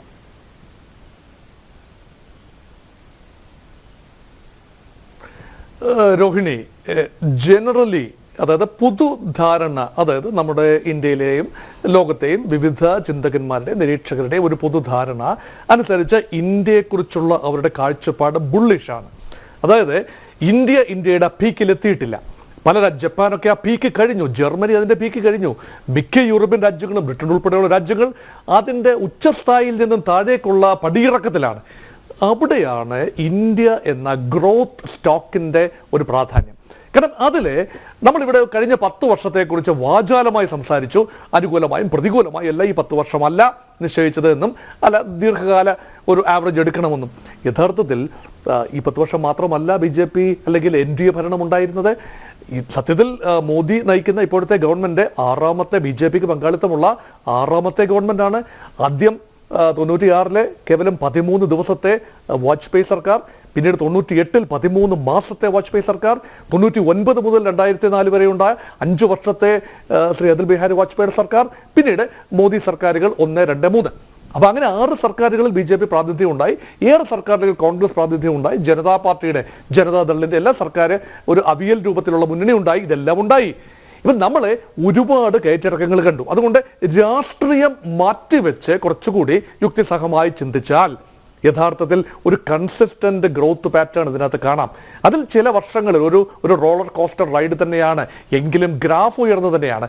ഇവിടെ നമ്മൾ അഡ്രസ്സ് ചെയ്ത വിജയകരമായി ഭാരതം അഡ്രസ്സ് ചെയ്ത 3 സെക്യൂരിറ്റി കൺസേൺസ് ഉണ്ട്. അതിന് ജനതാ ഗവൺമെൻറ്റുകൾക്കും കോൺഗ്രസ് ഗവൺമെൻറ്റിനും BJP ഗവൺമെൻറ്റുകൾക്കും എല്ലാം തന്നെ ക്രെഡിറ്റ് എടുക്കാവുന്നതാണ്. അതിലാദ്യത്തേത് ഫുഡ് സെക്യൂരിറ്റിയാണ്. ആദ്യം ഭാരതം ജന്മമെടുത്ത 47-ൽ, ഈ രൂപത്തിൽ ഭാരതം ജന്മമെടുത്ത 1947-ൽ മുതലുള്ള ഏറ്റവും പ്രധാന കൺസേൺ എന്ന് പറയുന്നത് ബേസിക് ഫുഡാണ്. അപ്പം ഈ ഫുഡ് സെക്യൂരിറ്റിക്ക് വേണ്ടി നമ്മളിവിടെ നേരത്തെ സൂചിപ്പിച്ച ധവള വിപ്ലവം ആയിക്കൊള്ളട്ടെ, അതുപോലെ തന്നെ ഹരിത വിപ്ലവം ആയിക്കൊള്ളട്ടെ, അതുപോലെ ബ്ലൂ റെവല്യൂഷൻ ആയിക്കൊള്ളട്ടെ, ഇതെല്ലാ വിപ്ലവങ്ങളിലൂടെയും നമ്മളൊരു ഫുഡ് സെക്യൂരിറ്റി നേടിയെടുത്തു എന്നത് യാഥാർത്ഥ്യമാണ്. ഹങ്കർ ഇൻഡെക്സിനെ കുറിച്ച് ഉള്ള നിഗമനങ്ങൾ എന്ത് തന്നെയാണെങ്കിലും അത് വിദേശ ഏജൻസികൾ തയ്യാറാക്കുന്നതാകാം. നമ്മുടെ ഇവിടെ നിന്നുള്ള ഇൻപുട്ടുകളുണ്ട്, അതിനെക്കുറിച്ച് ആക്ഷേപങ്ങളും എല്ലാം ഉണ്ട്. പക്ഷേ നമ്മുടെ പബ്ലിക് ഡിസ്ട്രിബ്യൂഷൻ സിസ്റ്റം വളരെ മാതൃകാപരമായി പ്രവർത്തിച്ചു കാലാകാലങ്ങളിൽ. അതുകൊണ്ടാണ് വലിയ പട്ടിണി മരണങ്ങൾ ഉണ്ടാകാത്ത ഒരു രാജ്യമാണ് ദാരിദ്ര്യരേഖയ്ക്ക് മുകളിലേക്ക് അനേകരെ കൊണ്ടുവന്നത് നമ്മുടെ ഒരു ഫുഡ് സെക്യൂരിറ്റി പ്രോഗ്രാമിലാണ്. അതേസമയം ആ ഫുഡ് സെക്യൂരിറ്റിക്ക് വലിയ കാരണമായ ഒരു അഗ്രേറിയൻ സെക്ടറിൻ്റെ പ്രാധാന്യം കാലക്രമേണ കുറഞ്ഞു വരികയും അത് ഇൻഡസ്ട്രിയൽ സെക്ടറിലേക്ക് കുറച്ചു കാലം കേന്ദ്രീകരിക്കുകയും, എന്നാൽ ഒരിക്കലും അഗ്രേറിയൻ സെക്ടറിനേക്കാൾ മുകളിലേക്ക് ഇൻഡസ്ട്രിയൽ സെക്ടർ വന്നില്ല. എന്നാൽ ഇന്ന് ഏറ്റവും അധികം ഉൽപാദനക്ഷമതയുള്ളതും വരുമാനം ഉണ്ടാകുന്നതും വളർച്ചാ സാധ്യതയുള്ളതും ടെർഷറി സെക്ടറാണ്. അതായത് ടെക്നോ സെൻട്രിക് സർവീസ് സെക്ടറാണ്. അത് എഡ്യൂക്കേഷൻ ആകട്ടെ, ഹെൽത്ത് കെയർ ആകട്ടെ, മീഡിയ ആകട്ടെ, അതുപോലെ തന്നെ സോഫ്റ്റ്വെയർ ആയിക്കൊള്ളട്ടെ, ഇതെല്ലാം തന്നെ സർവീസ് സെക്ടറിൽ ഇന്ത്യ അവഗണിക്കാനാവാത്തൊരു ശക്തിയായി മാറിയിരിക്കുന്നു. സോഫ്റ്റ്വെയർ രംഗത്ത് വളരെ വലിയൊരു നിർണായകമായ ശക്തിയായി ഭാരതം മാറിയിരിക്കുന്നു. അപ്പോൾ ഈ സെക്യൂരിറ്റി പാരഡൈമിൽ ഈ ഫുഡ് സെക്യൂരിറ്റിയുടെ കാര്യം നമ്മൾ അഡ്രസ്സ് ചെയ്യുന്നതിനോടൊപ്പം തന്നെ പതിയെ നമ്മൾ കാർഷിക സമ്പദ് വ്യവസ്ഥയുടെ ഓവർ ഡിപ്പെൻഡൻസ് കുറച്ചുകൊണ്ടുവന്ന് കുറച്ചുകൂടെ വിതരണാത്മകമായ ഒരു പ്രക്രിയയിലേക്ക് കൊണ്ടുവന്നു. അത് സ്റ്റെബിലിറ്റിയാണ്. രണ്ടാമത്തെ ഒരു സെക്യൂരിറ്റി പാരഡൈം എന്ന് പറയുന്നത് എനർജി സെക്യൂരിറ്റിയാണ്, ഊർജ സുരക്ഷയാണ്. നമ്മുടെ ഏറ്റവും വലിയ വെല്ലുവിളി എന്ന് പറയുന്നത് നമ്മുടെ ആകെ ഊർജ ആവശ്യത്തിൻ്റെ 80% ഇറക്കുമതി ചെയ്യേണ്ട ഗതികേടിലാണ് ഭാരതം. പ്രത്യേകിച്ച് ഹൈഡ്രോ കാർബണിൻ്റെ 80%, തദ്ദേശീയ ഉൽപാദനം 20% താഴെയാണ്. ഇവിടെ ഹൈഡ്രോ കാർബണിനോടുള്ള ഓവർ ഡിപ്പെൻഡൻസ്, അതായത് diesel, kerosene, petrol, aviation oil ഇങ്ങനെയുള്ള ക്രൂഡ് ഓയിലിൻ്റെ വിഭവങ്ങളോടുള്ള ഓവർ ഡിപ്പെൻഡൻസ് കുറച്ചു കൊണ്ടുവരാൻ സമഗ്രമായ പൊളിച്ചെഴുത്തുകൾ നമ്മുടെ നയങ്ങളിൽ കൊണ്ടുവന്നു. അങ്ങനെയാണ് 1-2-3 എഗ്രിമെൻറ്റ്, അമേരിക്കയുമായി 1-2-3 എഗ്രിമെൻറ്റ് ഉണ്ടാകുന്നതും ആണവ കരാർ ഉണ്ടാകുന്നതും നമ്മുടെ 22 ആണവ നിലയങ്ങൾ 14 എണ്ണം ഇൻസ്പെക്ഷന് വേണ്ടി തുറന്നു കൊടുക്കുകയും ബാക്കി നമ്മൾ വെപ്പണൈസേഷന് വേണ്ടി കരുതി വെക്കുകയും ഒക്കെ ചെയ്യുന്ന ഒരു സമഗ്രമായ എനർജി പോളിസി ഉണ്ടായി. പൂർണ്ണമായി എനർജി സെക്യൂരിറ്റിയിലേക്ക് നമുക്ക് എത്താൻ കഴിഞ്ഞിട്ടില്ല. പക്ഷേ നമ്മുടെ എനർജി പർച്ചേസ് ഡൈവേഴ്സിഫൈ ചെയ്യുന്നതിൽ ഇന്ത്യ പൂർണ്ണമായി വിജയിച്ചു എന്ന് പറയാം. കാരണം നിലവിലുള്ള സാഹചര്യങ്ങൾ ഉപയോഗിച്ചുകൊണ്ട് പരമാവധി ആദായകരമായി ഹൈഡ്രോ കാർബൺ ഉൽപ്പന്നങ്ങൾ വിദേശത്ത് നിന്ന് ഇറക്കുമതി ചെയ്യാനുള്ള ഒരു കടുംപിടുത്തമില്ലാതെ തന്നെ നമ്മൾ ഗൾഫിൽ നിന്നും വേണ്ടി വന്നാൽ റഷ്യയിൽ നിന്നും ഇതെല്ലാം തന്നെ ഹൈഡ്രോ കാർബൺ ഉൽപ്പന്നങ്ങൾ ഇറക്കുമതി ചെയ്യുന്നതിലൂടെ നമ്മൾ എനർജി സെക്യൂരിറ്റിയെ ഒരു പരിധി വരെ കൈകാര്യം ചെയ്തു. എങ്കിൽ മാത്രമേ ഇൻഡസ്ട്രിയൽ സുരക്ഷ ഉണ്ടാകൂ. കാരണം നമ്മുടെ എനർജി ഇല്ലാതെ ഒന്നും മുന്നോട്ട് പോവില്ല. മൂന്നാമത്തെ വലിയ കാര്യം, ഈ രണ്ട് കാര്യത്തിൽ നമ്മൾ പാസ്സായി എന്ന് വേണമെങ്കിൽ പറയാം, അല്ലെങ്കിൽ അതിൽ വേണ്ട ഡിസൈർഡ് ഇഫക്റ്റായി. പക്ഷെ മൂന്നാമത്തെ കാര്യം ആശങ്ക ഉണ്ടാക്കുന്നത് തന്നെയാണ്. അത് മുൻകാലങ്ങളിലെ സർക്കാരും ഇപ്പോഴത്തെ സർക്കാരും ഇന്ത്യ മഹാരാജ്യം മൊത്തത്തിൽ ആശങ്കപ്പെടുന്ന ഒരു കാര്യം നാഷണൽ സെക്യൂരിറ്റിയാണ്. അതാണ് ഒരു പക്ഷേ ഫണ്ടമെന്റൽ കാര്യം. ദേശീയ സുരക്ഷയ്ക്ക് വിഘാതമാകുന്ന അകത്തു നിന്നും പുറത്തു നിന്നും വരുന്ന ഒരുപാട് സമ്മർദ്ദങ്ങളുണ്ട്. അത് സൈനികമായ നീക്കങ്ങളാകാം, നുഴഞ്ഞുകയറ്റങ്ങളാകാം, ഭീകരതയാകാം, അകത്തും പുറത്തു നിന്ന് കടന്നു വരുന്ന ഭീകരതയാകാം. ഇത് വലിയ പ്രശ്നമാണ്, അതൊരു പെരനിയൽ പ്രോബ്ലമാണ്. ഇത് അഡ്രസ്സ് ചെയ്യാനുള്ള നമ്മുടെ കഴിവ് എന്ന് പറയുന്നത് ഒരു രീതിയിൽ പറഞ്ഞാൽ ഞാൻ നേരത്തെ സൂചിപ്പിച്ച നമ്മുടെ ഡിഫൻസ് സ്പെൻഡിങ്ങിലൂടെ സാധിക്കും. ഒരു പരിധി വരെ 6 ലക്ഷം കോടി രൂപയാണ് ഈ കഴിഞ്ഞ ബഡ്ജറ്റിൽ ഡിഫൻസിന് വേണ്ടി അലോട്ട് ചെയ്തിരിക്കുന്നത്. നമുക്ക് അത്യന്താധുനികമായ ആയുധങ്ങൾ നമ്മൾ വാങ്ങുന്നു, റഫാൽ പോലെയുള്ള യുദ്ധവിമാനങ്ങൾ വാങ്ങുന്നു, നമുക്ക് തദ്ദേശീയമായി വികസിപ്പിച്ചെടുത്ത ബാറ്റിൽ ടാങ്കുകൾ ഉണ്ടാകുന്നു, അർജുൻ പോലെയുള്ളവ, അതുപോലെ നമ്മുടെ മിസൈൽ കേപ്പബിലിറ്റി, ഡെലിവറി മെക്കാനിസം, ഇതെല്ലാം വരുന്നു.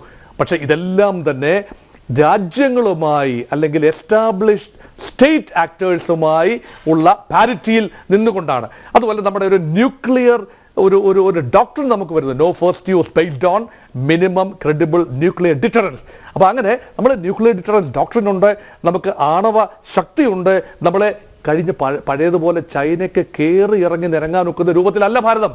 ഇതെല്ലാം തന്നെ ഭാരതം അതിൻ്റെ സെക്യൂരിറ്റി കൺസേൺസ് രൂപപ്പെടുത്തി കഴിഞ്ഞു. പക്ഷേ നമുക്ക് ഇനിയും ഭാരതം കൺസോളിഡേറ്റഡ് ആകാനുള്ള ഏക ആശങ്ക, ഇന്ന് സ്വാതന്ത്ര്യദിനത്തിന് 78ാം വാർഷികം, ഇവിടെ ആശങ്കപ്പെടാനുള്ള കാര്യമെന്ന് പറയുന്നത് ഈ രാജ്യം ഈ രൂപത്തിൽ നിൽക്കണമെങ്കിൽ അല്ലെങ്കിൽ മുന്നോട്ട് പോകണമെങ്കിൽ നമ്മൾ ഉദ്ദേശിക്കുന്ന വളരെ മനോഹരമായ ഒരു ലക്ഷ്യമായ വികസിത ഭാരതം 2047 സാധ്യമാകണം എങ്കിൽ ഇന്റേണൽ സ്റ്റെബിലിറ്റി ഉണ്ടാക്കണം. നമ്മുടെ പരമാധികാരത്തിന്റെ അടിസ്ഥാനം തന്നെ internally supreme and externally independent. അപ്പോൾ എക്സ്റ്റേണൽ ഏജൻസികൾ, അത് വേൾഡ് ബാങ്ക് ആയിക്കൊള്ളട്ടെ, ബ്രിട്ടൻ വുഡ് ഇൻസ്റ്റിറ്റ്യൂഷൻസ് ആയിക്കൊള്ളട്ടെ, അവയുടെ സമ്മർദ്ദങ്ങളെ ഫലപ്രദമായി ചെറുക്കാൻ കഴിയുന്നതിനോടൊപ്പം തന്നെ ഇന്റേണൽ സ്റ്റെബിലിറ്റി വളരെ പ്രധാനപ്പെട്ട കാര്യമാണ്.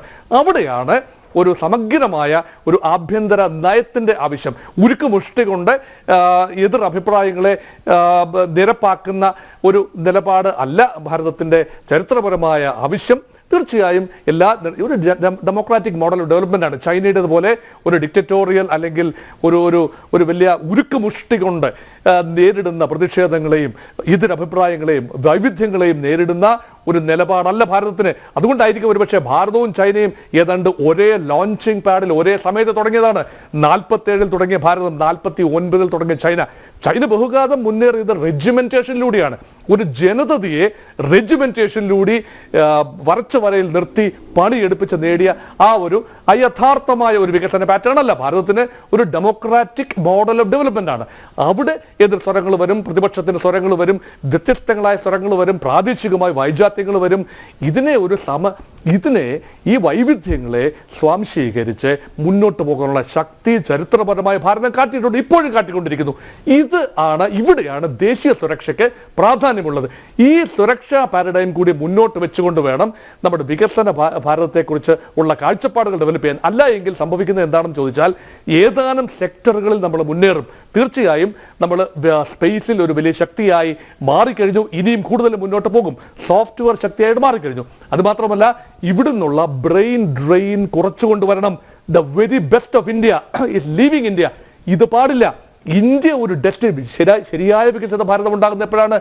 ഇപ്പോൾ ന്യൂയോർക്കിലേക്കും ഫിലഡൽഫിയയിലേക്കും സാൻ ഫ്രാൻസിസ്കോയിലേക്കും ഒക്കെ ചേക്കേറാൻ വെമ്പുന്ന മനസ്സുകൾ ഭാരതത്തിൽ ഉറച്ചു നിൽക്കാനും വിദേശ രാജ്യങ്ങളിൽ നിന്നും ഇന്ത്യ ഒരു hot investment destination, career destination ആയി മാറുമ്പോഴാണ് ലോക തലസ്ഥാനം ഇന്ത്യയിലേക്ക് മാറുന്നത്. All roads led to Rome once, all roads led to London later.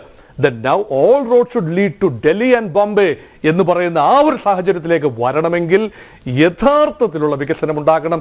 മറ്റ് പാരാമീറ്റേഴ്സ് എല്ലാം നമ്മൾ മാറ്റി വെക്കുക. ആ ഒരു വികസനം സാധ്യമാകത്തക്ക രീതിയിലുള്ള നേരായ ദിശയിൽ തന്നെയാണ് മുൻ സർക്കാരുകൾ പോയത്. ഈ സർക്കാർ അതിന് ദിശാബോധം നഷ്ടപ്പെടാതെ LPG പോളിസി മൻമോഹൻ സിംഗും അതുപോലെ നരസിംഹറാവും കൊണ്ടുവന്ന 91-ലെ ലിബറലൈസേഷൻ, പ്രൈവറ്റൈസേഷൻ, ഗ്ലോബലൈസേഷൻ പോളിസി കുറച്ചുകൂടി സമഗ്രമായി മുന്നോട്ട് കൊണ്ടുപോവുകയാണ് മോദി സർക്കാർ. അതിന് അഭിനന്ദനങ്ങൾ തീർച്ചയായിട്ടും അർഹിക്കുന്നു. അല്ലാതെ മുൻകാലങ്ങളെ തുച്ഛീകരിച്ച് കാണുകയും ഇപ്പോഴത്തെ കാര്യങ്ങളെ പെരുപ്പിച്ച് കാട്ടുകയും ചെയ്യുകയോ ഇപ്പോഴത്തെ കാര്യങ്ങളിൽ എല്ലാം പെശകാണെന്ന് പറയുകയോ ചെയ്യുന്ന അഭിപ്രായത്തോട് എനിക്ക് വലിയ യോജിപ്പില്ല. അതുകൊണ്ട് ഇതൊരു ലോങ് ടേം ആവറേജായി കാണുകയും ശരിയായ ദിശയിൽ ഭാരതം മുന്നേറുന്നതിന് എല്ലാ പ്രതിപക്ഷത്തിൻ്റെ ഉൾപ്പെടെ പിന്തുണ ആഗ്രഹിക്കുകയും അല്ലെങ്കിൽ ഉറപ്പുവരുത്തുകയും ചെയ്യുക. അതാണ് ജനാധിപത്യപരമായ വികസന മാതൃക.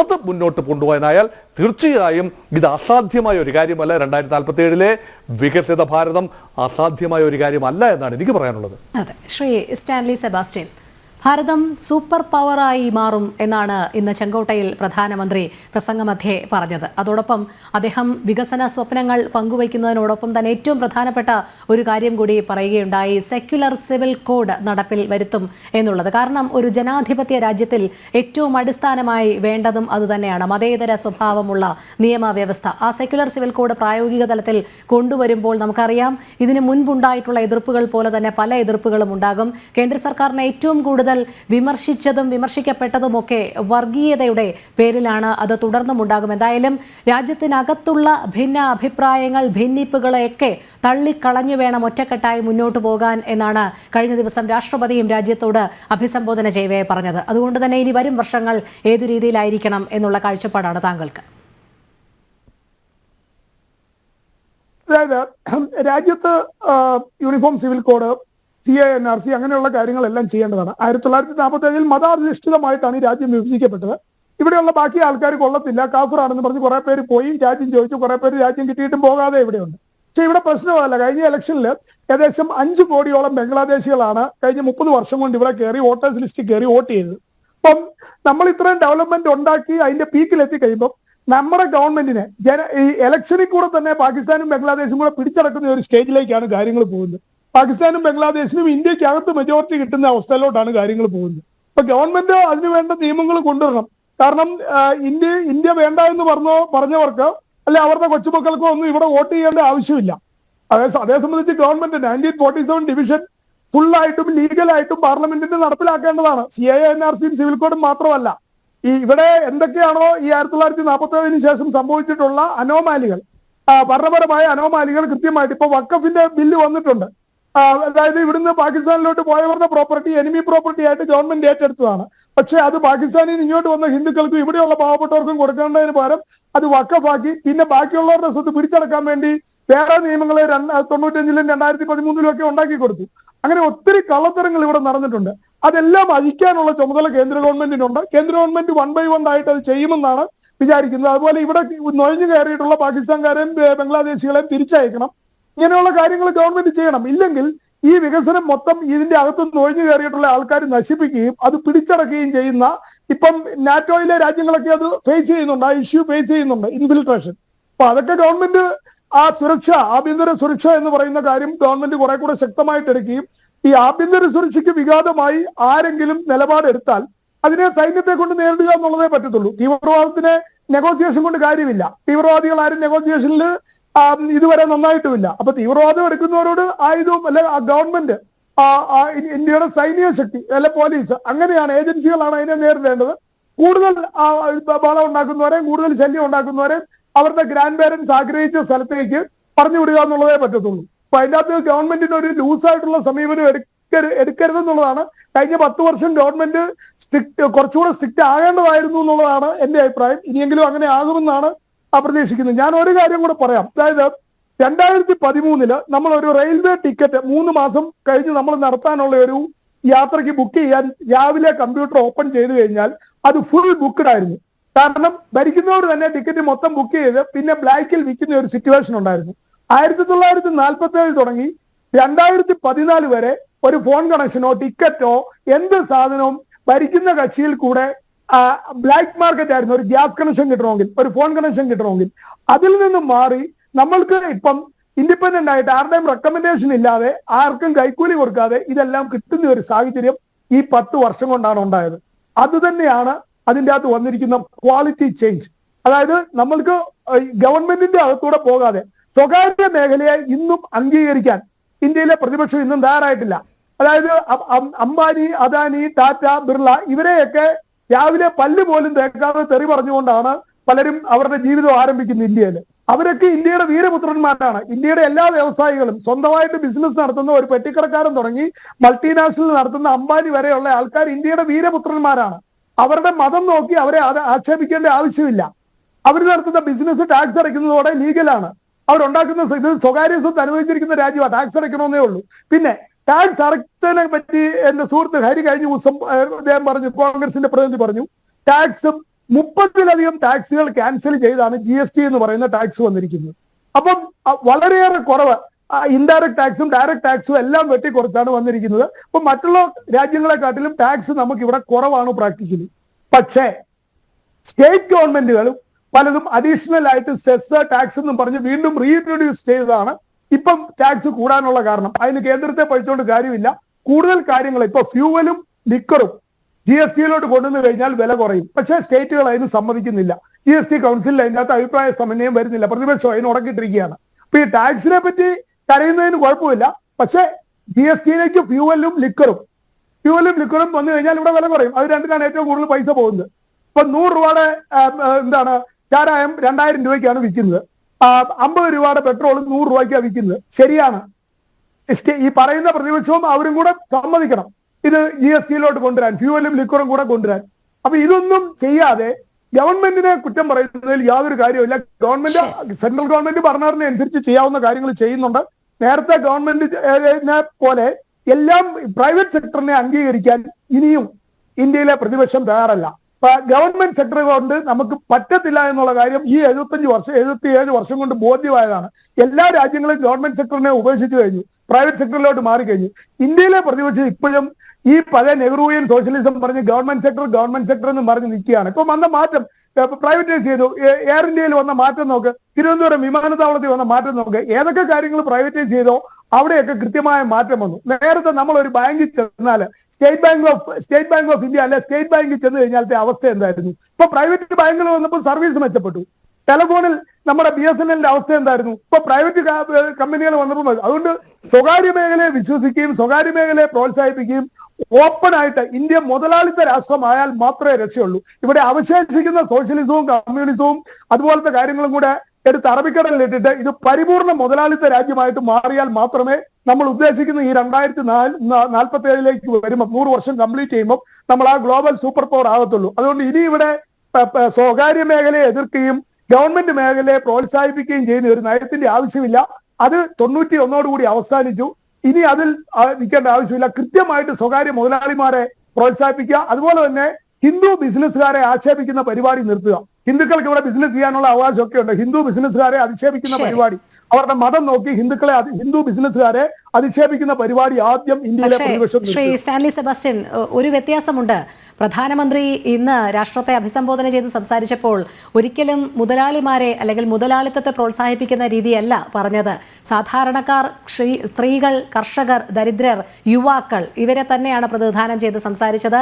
അവരുടെ ജീവിത ശൈലി ഉന്നതിയിലേക്ക് എത്തണം, പ്രത്യേകിച്ച് കർഷകരുടെ, സ്ത്രീകളുടെ, അവരൊക്കെ വികസനത്തിൽ അധിഷ്ഠിതമായ ജീവിതശൈലി ആർജിക്കണം എന്നാണ് എടുത്തു പറഞ്ഞത്. അതുകൊണ്ട് ഒരു മുതലാളിത്ത രാഷ്ട്രം എന്നതിലുപരി സാധാരണക്കാരൻ അവന്റെ ജീവിതശൈലിയിൽ വികസനത്തിന്റെ കുതിപ്പ് കൊണ്ടുവരുന്നതിലായിരിക്കണം ആ മാറ്റം വരുത്തേണ്ടത്. ശ്രീ TP ജയചന്ദ്രൻ മാസ്റ്റർ, അവസാനമായി കൂട്ടിച്ചേർക്കാനുള്ളത് വികസിത ഭാരതം എന്ന സ്വപ്നം നമുക്കിനി എത്ര ദൂരം മാത്രമാണ്? ഒരു പോയിന്റ് ഞാൻ പറഞ്ഞോട്ടെ. അതായത് ഗവൺമെന്റ് ഒരേ ഒരു കാര്യം, റിസോഴ്സ് എന്ന് പറയുന്നത് മുതലാളി ടാക്സ് അടച്ചാലേ ഈ പാവപ്പെട്ട നമ്മുടെ വനിതകൾക്കോ യുവാക്കൾക്കോ കർഷകർക്കോ പണം കൊടുക്കണമെന്നുണ്ടെങ്കിൽ മുതലാളി എന്തെങ്കിലും ബിസിനസ് നടത്തി ടാക്സ് അടച്ചാലേ ഗവൺമെന്റിന് വരുമാനമുള്ളൂ. അതുകൊണ്ട് മുതലാളികൾ ഇല്ലാതെ മുന്നോട്ട് പോകാൻ പറ്റത്തില്ല. മുതലാളികളെ കുറച്ചുകൂടെ കൃത്യമായിട്ട് സപ്പോർട്ട് ചെയ്തിരുന്നെങ്കിൽ ഈ സോഷ്യലിസവും സെക്യുലറിസവും സബ്കേ സാത്ത് സബ്കേ വികാസും ഇല്ലാതെ നമ്മുടെ ഗവൺമെന്റ് 10 വർഷം നിന്നിരുന്ന ഇപ്പൊ 400 സീറ്റും കണ്ടേനെ. 100 സീറ്റ് കുറഞ്ഞത് ഇടയ്ക്ക് സോഷ്യലിസത്തിലോട്ട് ഗവൺമെന്റ് തിരിച്ചു പോയതുകൊണ്ടാണ് 100 സീറ്റ് കുറഞ്ഞത്. ഇതാണ് എന്റെ വിശകലനം. അതായത് കുറച്ചുകൂടി ശക്തമായി മുതലാളിത്തത്തെ പ്രോത്സാഹിപ്പിച്ചിരുന്നെങ്കിൽ 400 സീറ്റും ഇപ്പൊ കണ്ടേനെ. ശരി ശരി ശ്രീ ജയചന്ദ്രൻ മാസ്റ്റർ, നോക്കൂ, ഒരു സർക്കാർ എന്ന് പറയുന്നത് ഒരു തുടർച്ചയാണ്. സ്വാഭാവികമായിട്ടും 2014 അധികാരമേൽക്കുമ്പോൾ ഭാരതത്തിന്റെ പ്രധാനമന്ത്രി രാജ്യത്തോട് പറഞ്ഞു, സബ്കേ സാത്ത് സബ്കാ വികാസ് സബ്കാ പ്രയാസ്, എല്ലാവരുടെയും വിശ്വാസത്തിലെടുത്തുകൊണ്ട് പാർശ്വവൽക്കരിക്കപ്പെട്ട മുഴുവൻ ആളുകളെയും ചേർത്ത് പിടിച്ചുകൊണ്ട് രാജ്യം അതിന്റെ വികസന പാതയിലേക്ക് മുന്നോട്ട് പോകും. ചോദ്യം, 6 പതിറ്റാണ്ട് കാലം കൊണ്ട് നമ്മൾ എടുത്ത നേട്ടവും 10 വർഷക്കാലം കൊണ്ട് നമ്മൾ ഉണ്ടാക്കിയ നേട്ടത്തിന്റെയും വേഗതയുടെ വിഷയമാണ് ഞാൻ ഇവിടെ ചൂണ്ടിക്കാണിച്ചത്. നോക്കൂ, എന്റെ സുഹൃത്ത് പറഞ്ഞു പൊക്രാനെ കുറിച്ച്. ഞാൻ വിനയപൂർവ്വം ചോദിക്കുന്നത്, പൊക്രാൻ യഥാർത്ഥത്തില് വാജ്പേയിയുടെ കാലഘട്ടത്തിന്റെ എത്രയോ മുമ്പ് നടക്കേണ്ട ഒരു പരീക്ഷണമായിരുന്നു. ആ പരീക്ഷണം നടത്താൻ ഇന്ത്യയിലെ ആണവ ശാസ്ത്രജ്ഞന്മാർ കപ്പാസിറ്റി ഉള്ളവരായിരുന്നു. പക്ഷേ അതിനു മുമ്പുള്ള സർക്കാരുകൾക്ക് അത്തരമൊരു പരീക്ഷണം നടത്തുമ്പോൾ ഉണ്ടാകുന്ന പ്രത്യാഘാതങ്ങളെ കുറിച്ചുള്ള ഭയാശങ്കകളും അതുമൂലം അന്താരാഷ്ട്ര തലത്തിൽ ഉയരുന്ന ഇന്ത്യയോടുള്ള വിരോധവും ഭയന്നും അവർ പിന്മാറിയപ്പോൾ ഈ ഒരു കർക്കശമായ തീരുമാനമെടുത്ത് മുൻപോട്ട് പോകാൻ കഴിഞ്ഞു എന്നുള്ളതാണ് ഈ പ്രവർത്തനത്തെ വേറിട്ടുള്ളതാക്കുന്നത്. ഒരു കാര്യം വളരെ കൃത്യമാണ്. നോക്കൂ, എന്റെ മുമ്പ് സുഹൃത്ത് മോഹൻ സാർ, ഞാൻ ഏറെ ബഹുമാനിക്കുന്നത്, അദ്ദേഹം നിരവധി കാര്യങ്ങൾ ചൂണ്ടിക്കാണിച്ചു. നോക്കൂ, ഗവൺമെന്റിന്റെ നയവൈകല്യങ്ങളുടെ തന്നെ പോരായ്മയായിരുന്നില്ലേ കാശ്മീർ 370-ാം വകുപ്പിലേക്ക് നീങ്ങിയിരുന്നത്? തിബത്തിനോടുള്ള ഭാരതത്തിന്റെ നയതന്ത്ര സമീപനം യഥാർത്ഥത്തില് ഭാരതം അടക്കമുള്ള രാജ്യങ്ങളിലേക്കുള്ള ചൈനയുടെ കടന്നുകയറ്റത്തിന് കൂടുതൽ ആക്കം കൊടുത്തുവോ? കശ്മീരിന്റെ 370-ാം വകുപ്പിന് പ്രത്യേക പരിഗണനകളും ആ മണ്ണിൽ നടക്കുന്ന ഭീകരവാദ പ്രവർത്തനങ്ങളെ തടയുന്നതിലും ആ പ്രവർത്തനങ്ങൾ നടപ്പിലാക്കുന്നതിനും ഭാരത സർക്കാരിനെ പുറകോട്ട് നയിച്ചുവോ? അവിടെയാണ് ഭാരതത്തിന്റെ ഇത്തരം നയപരിപാടികളോടുള്ള നിശ്ചയദാർഢ്യത്തോടെയുമുള്ള ആത്മവിശ്വാസ പ്രവർത്തനങ്ങൾക്ക് നേതൃത്വം കൊടുക്കാൻ മോഡിക്ക് കഴിഞ്ഞത്. 370-ാം വകുപ്പ് നീക്കം ചെയ്യുമ്പോൾ ശ്രീമാൻ ഹരിസാർ അടക്കമുള്ള പ്രസ്ഥാനങ്ങൾ അതിനെതിരായി നടത്തിയ കോലാഹലങ്ങളും അതിന്റെ പ്രത്യാഘാതങ്ങളും എന്തൊക്കെയായിരുന്നു? കോടതികളിലേക്ക് പോയി പ്രക്ഷോഭങ്ങൾ നയിച്ചു, ഗവൺമെന്റിനെ മാനസിക സമ്മർദ്ദത്തിലാക്കി.